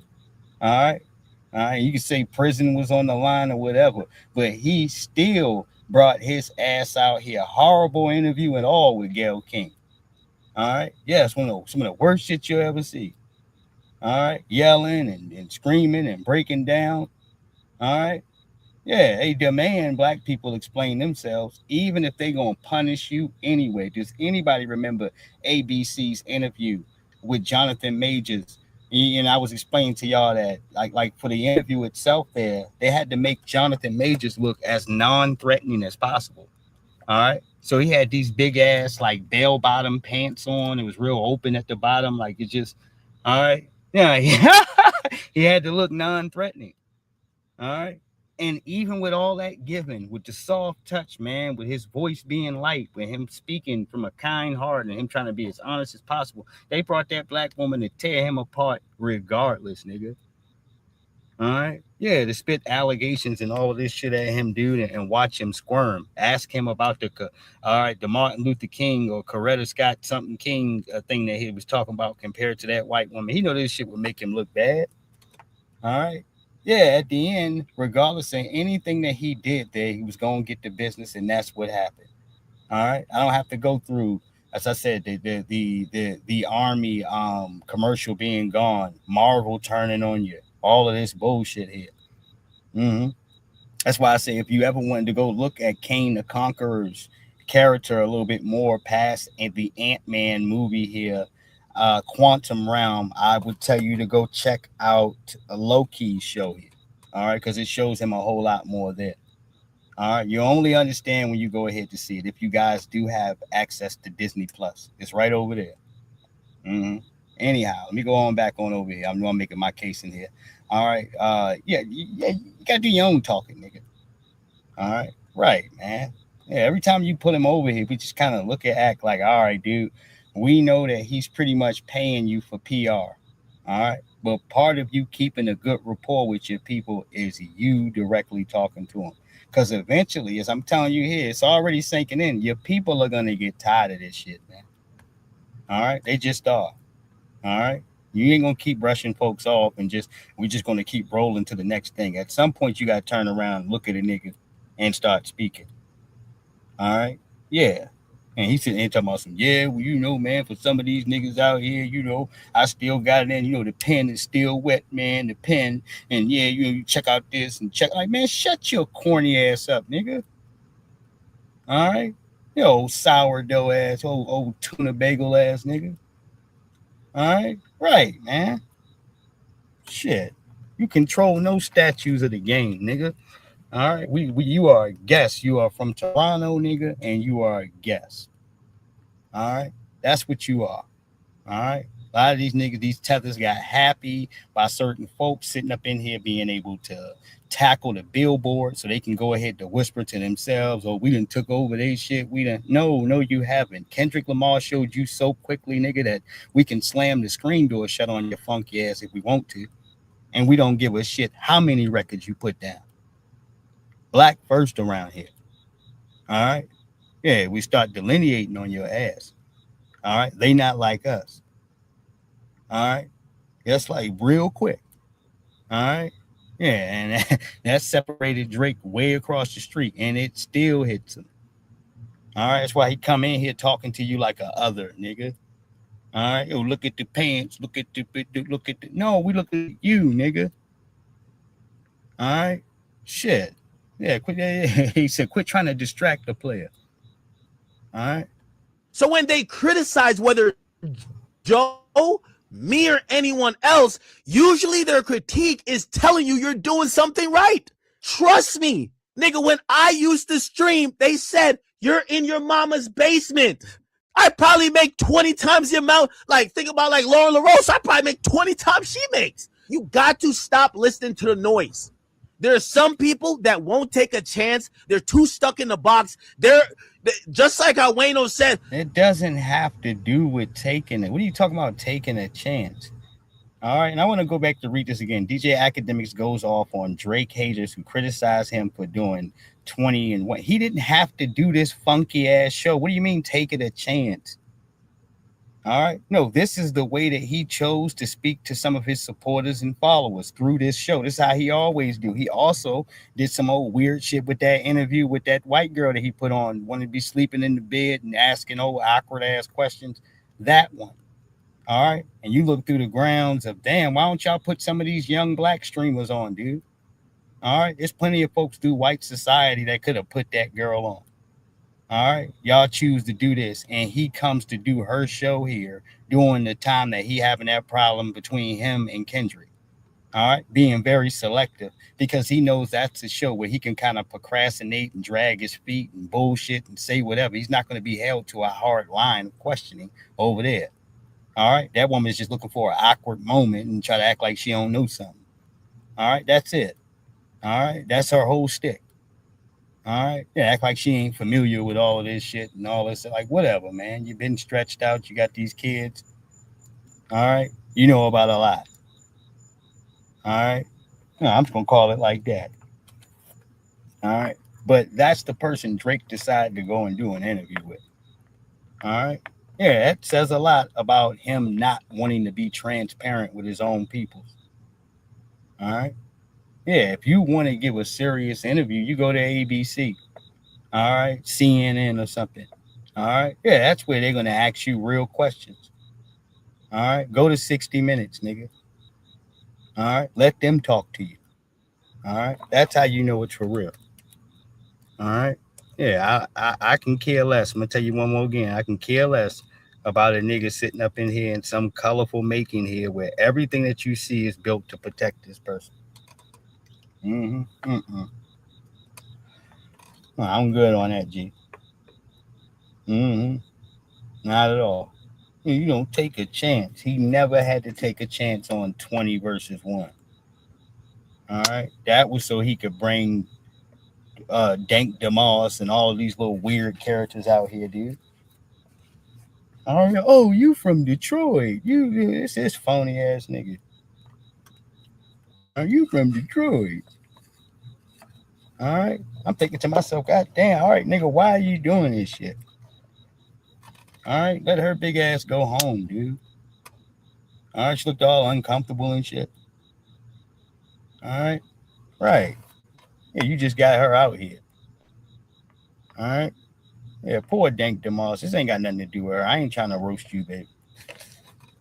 All right. Yeah, you got her all in the middle of the street and shit. All right. I said it was just awkward, man. All right, I gotta look at it. All right. Man, he trying to be cool and shit. All right. Yes, indeed. Academics explains the difference between dreams and nightmares and dreams.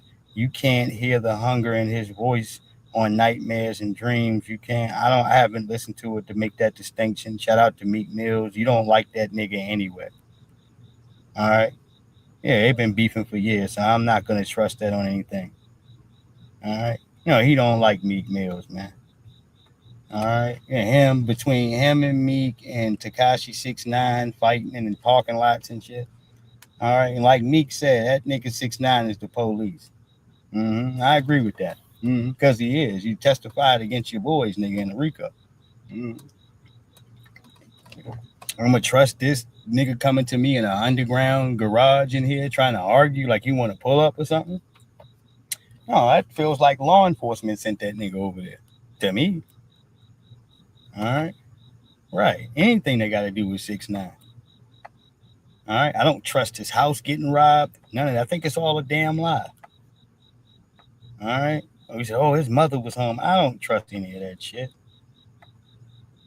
All right. These niggas would be sitting back here doing so much bullshit to try to be relevant here, dude. All right. Yeah, even setting up bullshit robberies at their house. Man, I don't believe in any of that garbage. All right. Yeah, all that to draw attention here. All right. He did an interview with Big Bank and nigga was sitting there talking all crazy. And you know, that's been one of the last 6ix9ine joints that you've really heard out here like that, because as quick as they brought him on here is as fast as his ass faded off. All right. You need validation to hold some of this shit up. You can't just be sitting around. Hold on.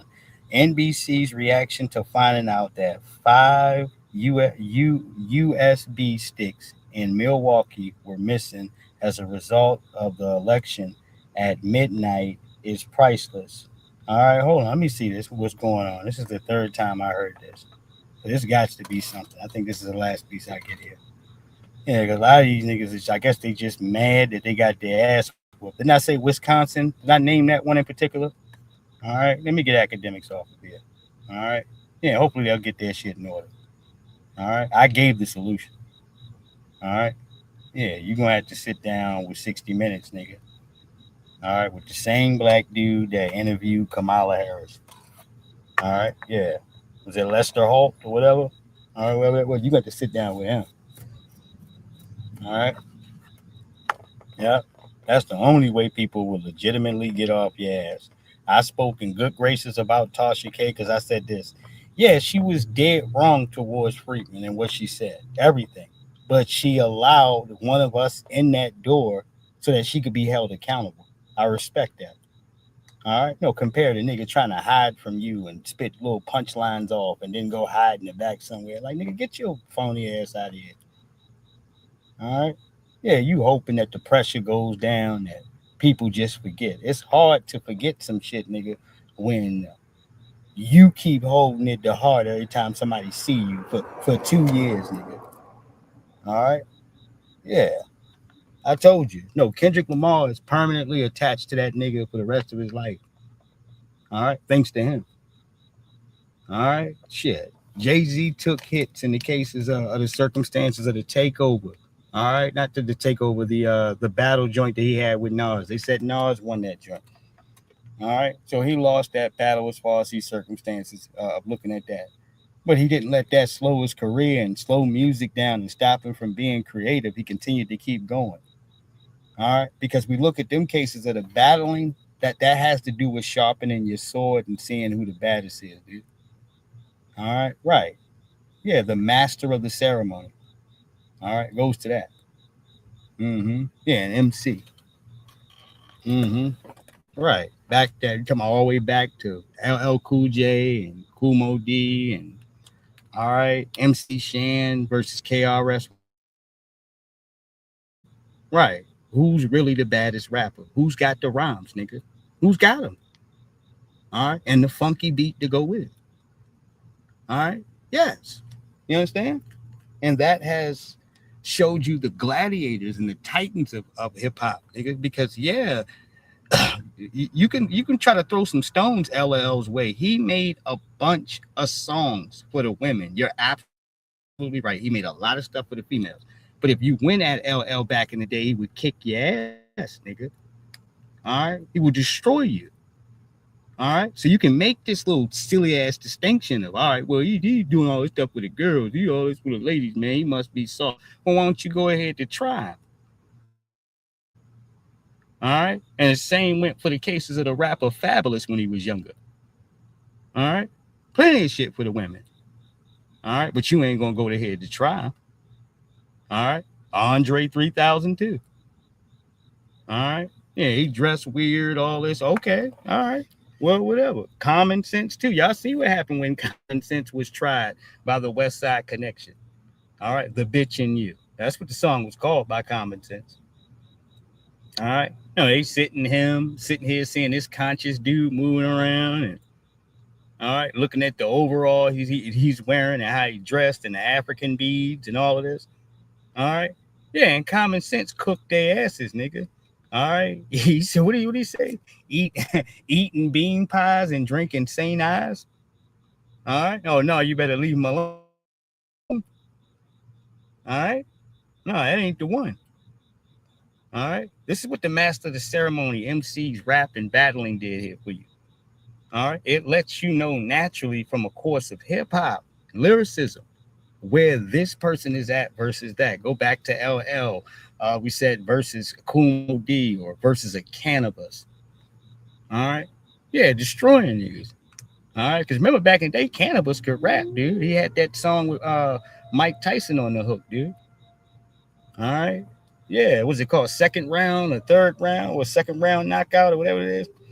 All right. Yeah. Shit. That song, like I said, the whole song was dedicated to going to LL Cool J. So that was a decent battle here until LL came back through. All right. Yeah, like he said, 99% of your fans don't exist. All right. That's what he told Cannabis. All right. Yeah, he destroyed him. He had a song. He was like, "Can I bust? Yes, you can." Yeah. All right.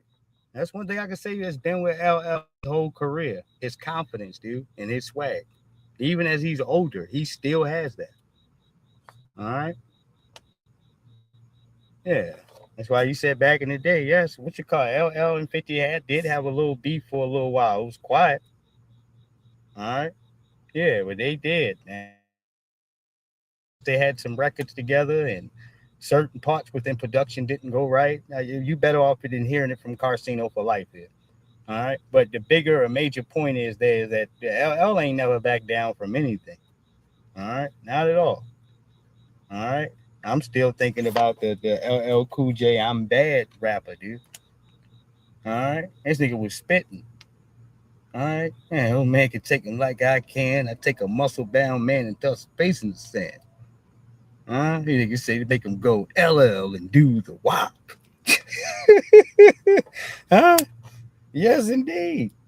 All right. That's my nigga right there. All right. He said, I'm bad. Huh? You ain't heard nothing. When it came out, nobody heard anything like it, dude. All right. That's why it was so nasty. All right. Yes, indeed. All right. Let's go to Wisconsin for a moment. I guess the exact thing, yes, is if 5 of the USB sticks were missing results from the election, so then they have to go try to re-grab them.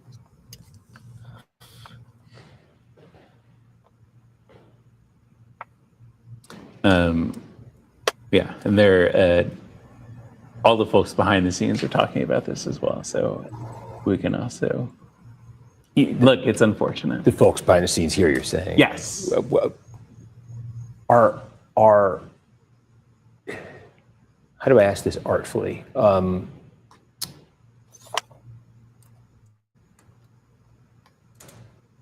guess the exact thing, yes, is if 5 of the USB sticks were missing results from the election, so then they have to go try to re-grab them.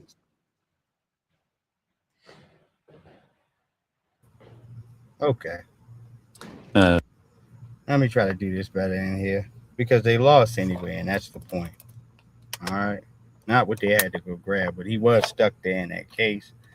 And like I told y'all here, it shouldn't be a shocker when chickens come home to roost. People get exactly what they ask for. All right, you ain't got no money. You say you ain't got nothing on the table. You ain't got to worry about catching a dog.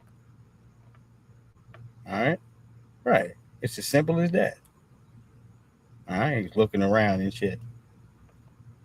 All right. Black people have made at least a strict decision here for our cases here that we're not going to go ahead. All right. No, and be your filling, dude, so you can go ahead to look out for other people here. You're going to have to give us something. Give me 1 second here. All right. Let me turn in here. Let me turn in the look. All right. To look at voting results for a second. Primary election results here for Wisconsin.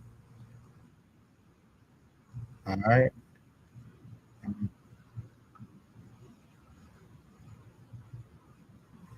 Okay, so David Crowley won the Democratic primary. Okay, let me go back here.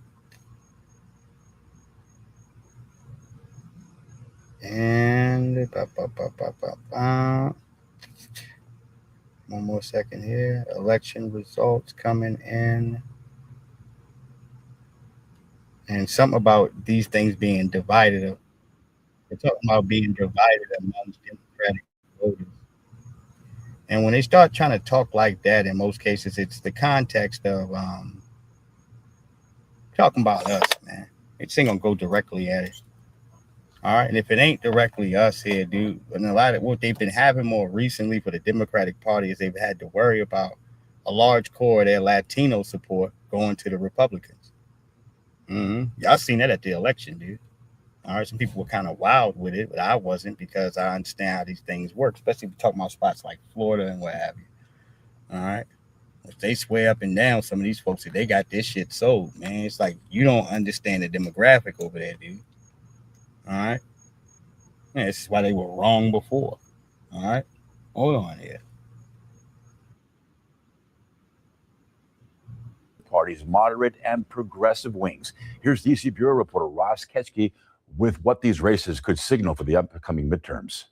Thank you, Minnesota! Tonight, as voters hit the polls for primaries in more key battleground states, Wisconsin, it is a very good day. there's a growing tension over the future of the Democratic Party. Thank you all for your support. As moderates backed by the party establishment face off against progressives embracing more left-leaning policies on everything from immigration to health care. This happened because you said Minnesota is not for sale. Minnesota is the latest battleground win for the progressives, with Lieutenant Governor Peggy Flanagan defeating moderate Congresswoman Angie Craig in the state Senate primary. It is no secret that Congresswoman Craig and I haven't seen eye to eye on everything.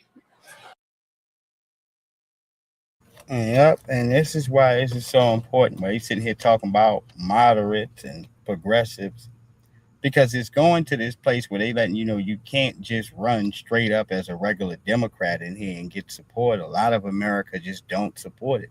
So if you are going to do that Democratic thing, it has to be tied into some of this shit here. All right, and even down to, we say Mondamali, whatever. He was a damn socialist here, but that got him the win there as mayor of New York City. This is what's more likely here coming through the damn door. So why they sitting there speaking upon it?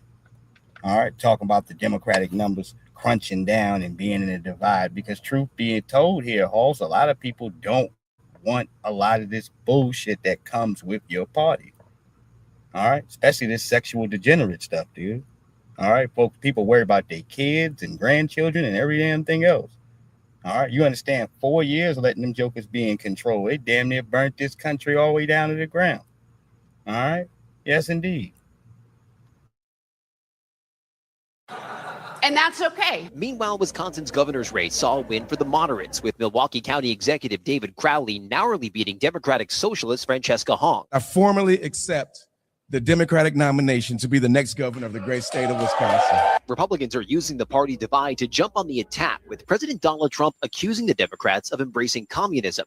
The maniacs are trying to destroy it with the disaster known as not socialism, communism. It's communism. Democrats are aiming to use the midterms to bounce back from sweeping election defeats in 2024, now looking to rally around winners in hopes of taking back power on Capitol Hill. We've got to win in November, and the candidates that are articulating the things that really matter to the voters are the ones who not only are going to win those primaries, but also the general. And Louis, each one of these races is going to prove to be critical come November. Democrats need to flip 4 seats currently held by the Republicans if they hope to retake the Senate. And there are dozens of competitive races across the country, and the House, depending on which way exactly those dominoes fall, could tip the balance of power on Capitol Hill for the next 2 years. And Ross, let's talk about the Republicans who are fighting to hold on to power on the Hill. One state they need to hold is South Carolina, where Republican candidates are now heading to a runoff. So what does this say? Well, that Republican runoff in South Carolina is going to feature the current Senator, Darlene Graham, who was just recently appointed to that seat after the death of her brother, longtime Republican Senator Lindsey Graham. She'll be taking on a fellow longtime Republican, a conservative, Ralph Norman. All right, man, let me be honest with you. I don't give a shit. I don't care, man. All right, none of y'all doing shit for black people, so why should I even give a damn? All right, yeah, especially for Lindsey Graham's people to get. It's like they keep the bullshit in their family. Same way with James Clyburn's crusty ass. All right, he gonna go get his daughter to get involved in the race just so he can run for re-election, nigga. What's the point of your daughter even running if she got to go against her damn father? All right, because he refuses to get his old ass out the way at the age of 86 years old. All right, and I told y'all what most of his strategies is. This is why Cora Bush lost. All right, politically, they've been taught that most people ain't gonna go out to vote here except for within the last 90 days. All right, so this is when they pop out to start trying to press and do their most work within that last 90 days, and it's not hitting on anything. Because for most of us, we haven't left the political battlefield for years. All right, period, dude. These folks go ahead after these elections and sit at home. They chill, they gather up, they try to go and get their resources there together. They go on vacation. All right, some of them stealing damn money and every goddamn thing else. But what they're not doing is continuing to campaign, dude. All right, these folks go ahead to cool off the moment they go and get their positions, and this is the worst place in part for you year to date, because if we've learned one thing strategically about Donald Trump politically is the moment that he lost there to Biden, he didn't stop campaigning, nigga, until he was back into that White House seat. All right, all of that time. All right, never took any time off. All right. From the moment that he lost, he would not stop any case from you seeing his face, what have you, letting you know rather he's the exiled king, nigga. All right, and he's coming back to get his shit the moment that they F up the church's money, which they did. All right, you called Trump crazy and everything else, but everything that he said the Democrats were going to do, they did it. All right, raise prices up around here, bring a bunch of illegals in here. All right, causing confusion. All right, gentrification, handing out free living to all of these illegals. All right, and the most critical thing is they had to look. until the terms have gotten so much racist year to date politically that they just got to boldly do it in your face. They can't even sneak around it anymore. All right, used to sneak and hide it behind shit. All right, they ain't got time for that no more. All right, they got low birth rates and every damn thing else. They got to make it happen. All right, they got to hurry up and do this shit. You understand? All right, so that's where that comes into action. All right, but yeah, Trump never stopped campaigning for office, dude. Never. All right, when we watch that, if you want to put that ever in your books here, talking about politically wearing people down, this is why for most of the candidates, they don't know what hit them here when they get smacked upside the head once again with that reparations conversation, because where that fear resonates at is like, damn, these niggas haven't forgotten. And the answer to that is no, we haven't, nigga. Mm-hmm. Yeah. Dude, you seen your white boy in Texas? All right. Yeah, that was uncomfortable. Mm-hmm. Shit. It warned all of them Democratic politicians that do not bring yourself in a predominantly black space and don't think you're going to be asked about this paper. All right. And an anti-black hate crime bill, nigga. You're going to be asked about all of that. Mm-hmm. Yep. And that nigga started stuttering, babbling, and talking in circles. Mm-hmm. No, that's what happened. All right. And that's all. Let me tell you like this. That's all we need. Mm-hmm. What is this? Federal judge has declared that Houston minorities contract programs is unconstitutional. Yeah, man. Who gives a shit, man? That's Roland again trying to sell you some trash. All right. Was this the same nigga that they had over there? Yeah, this is the same nigga here. All right. We'll finish here with Roland's boy here. I think his shop might have been out of Maryland or something like that. No, this is in Miami. All right. I was listening to it from Brother Black. He was looking at all the damn. All right. What he pointed out was all the females that was working in there.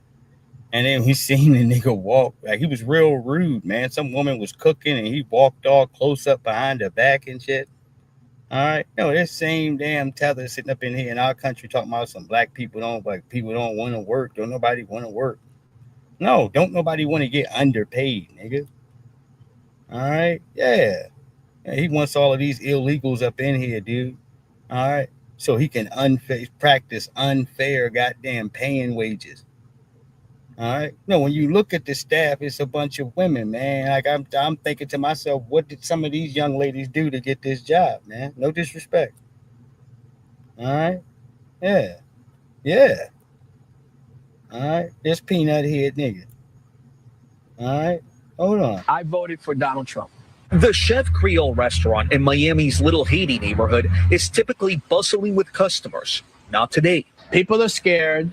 Owner Wilkinson Sajor says it's not just the clientele.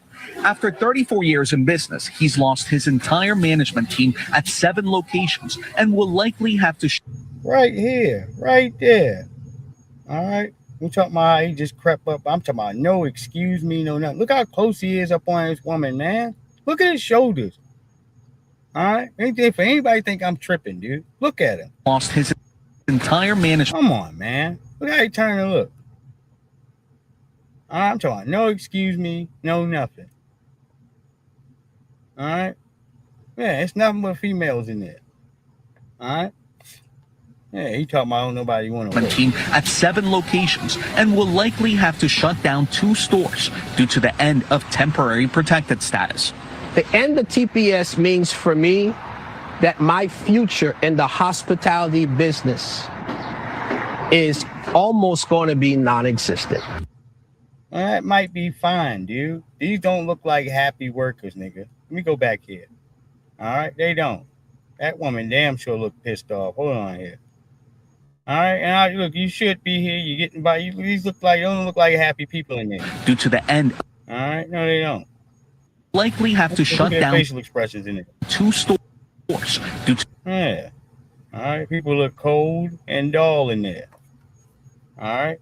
Yeah, when the whack nigga shows up here at work with certain folks that don't nobody like, man. All right, especially with the women, man, their jaws get tight, nigga. Faces get long. All right, and here comes this nigga. All right.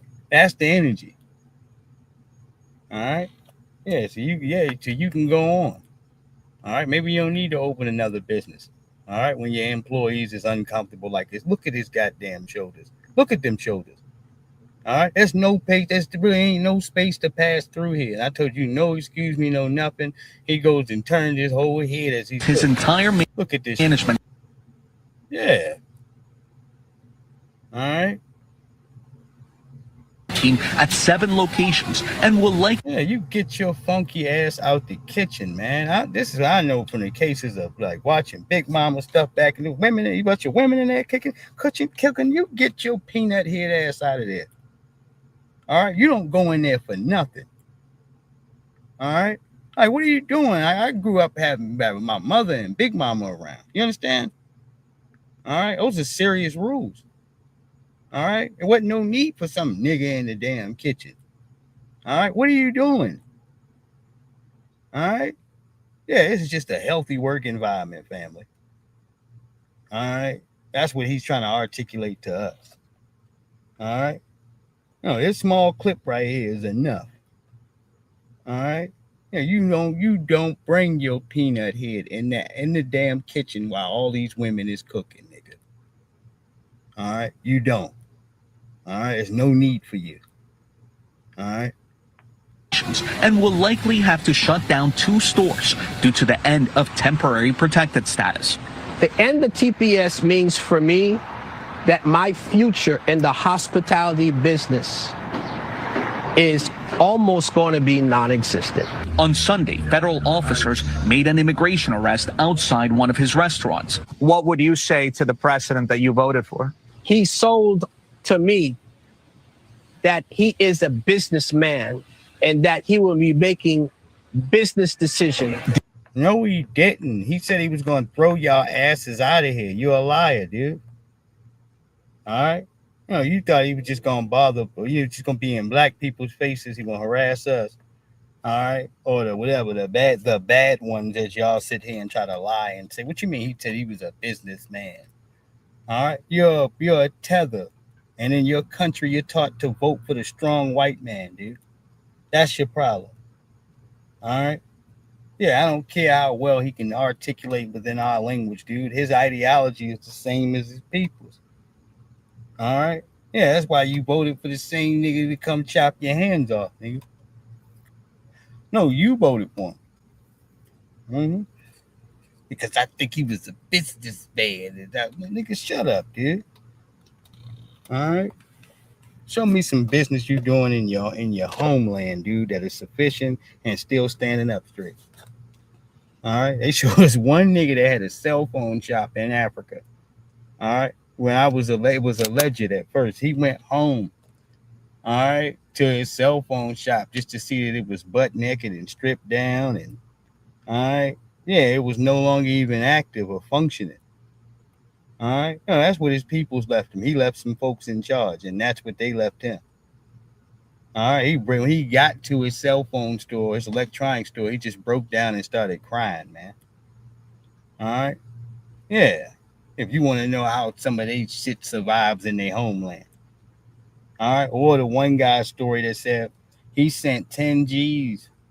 All right. No, I want to say down to Ghana, one of these places here, to his uncle. All right. And when he got down there, all right, yeah, to get into his land because he thought he had property waiting for him. His uncle had a house, all right, and a wife and a family in there. All right. He told him he couldn't do nothing for him because the money was already gone. All right. As he's chilling in the brand new house. All right. It's how some of their own folks doing. That's why I had to go ahead. Yeah, this is how they doing.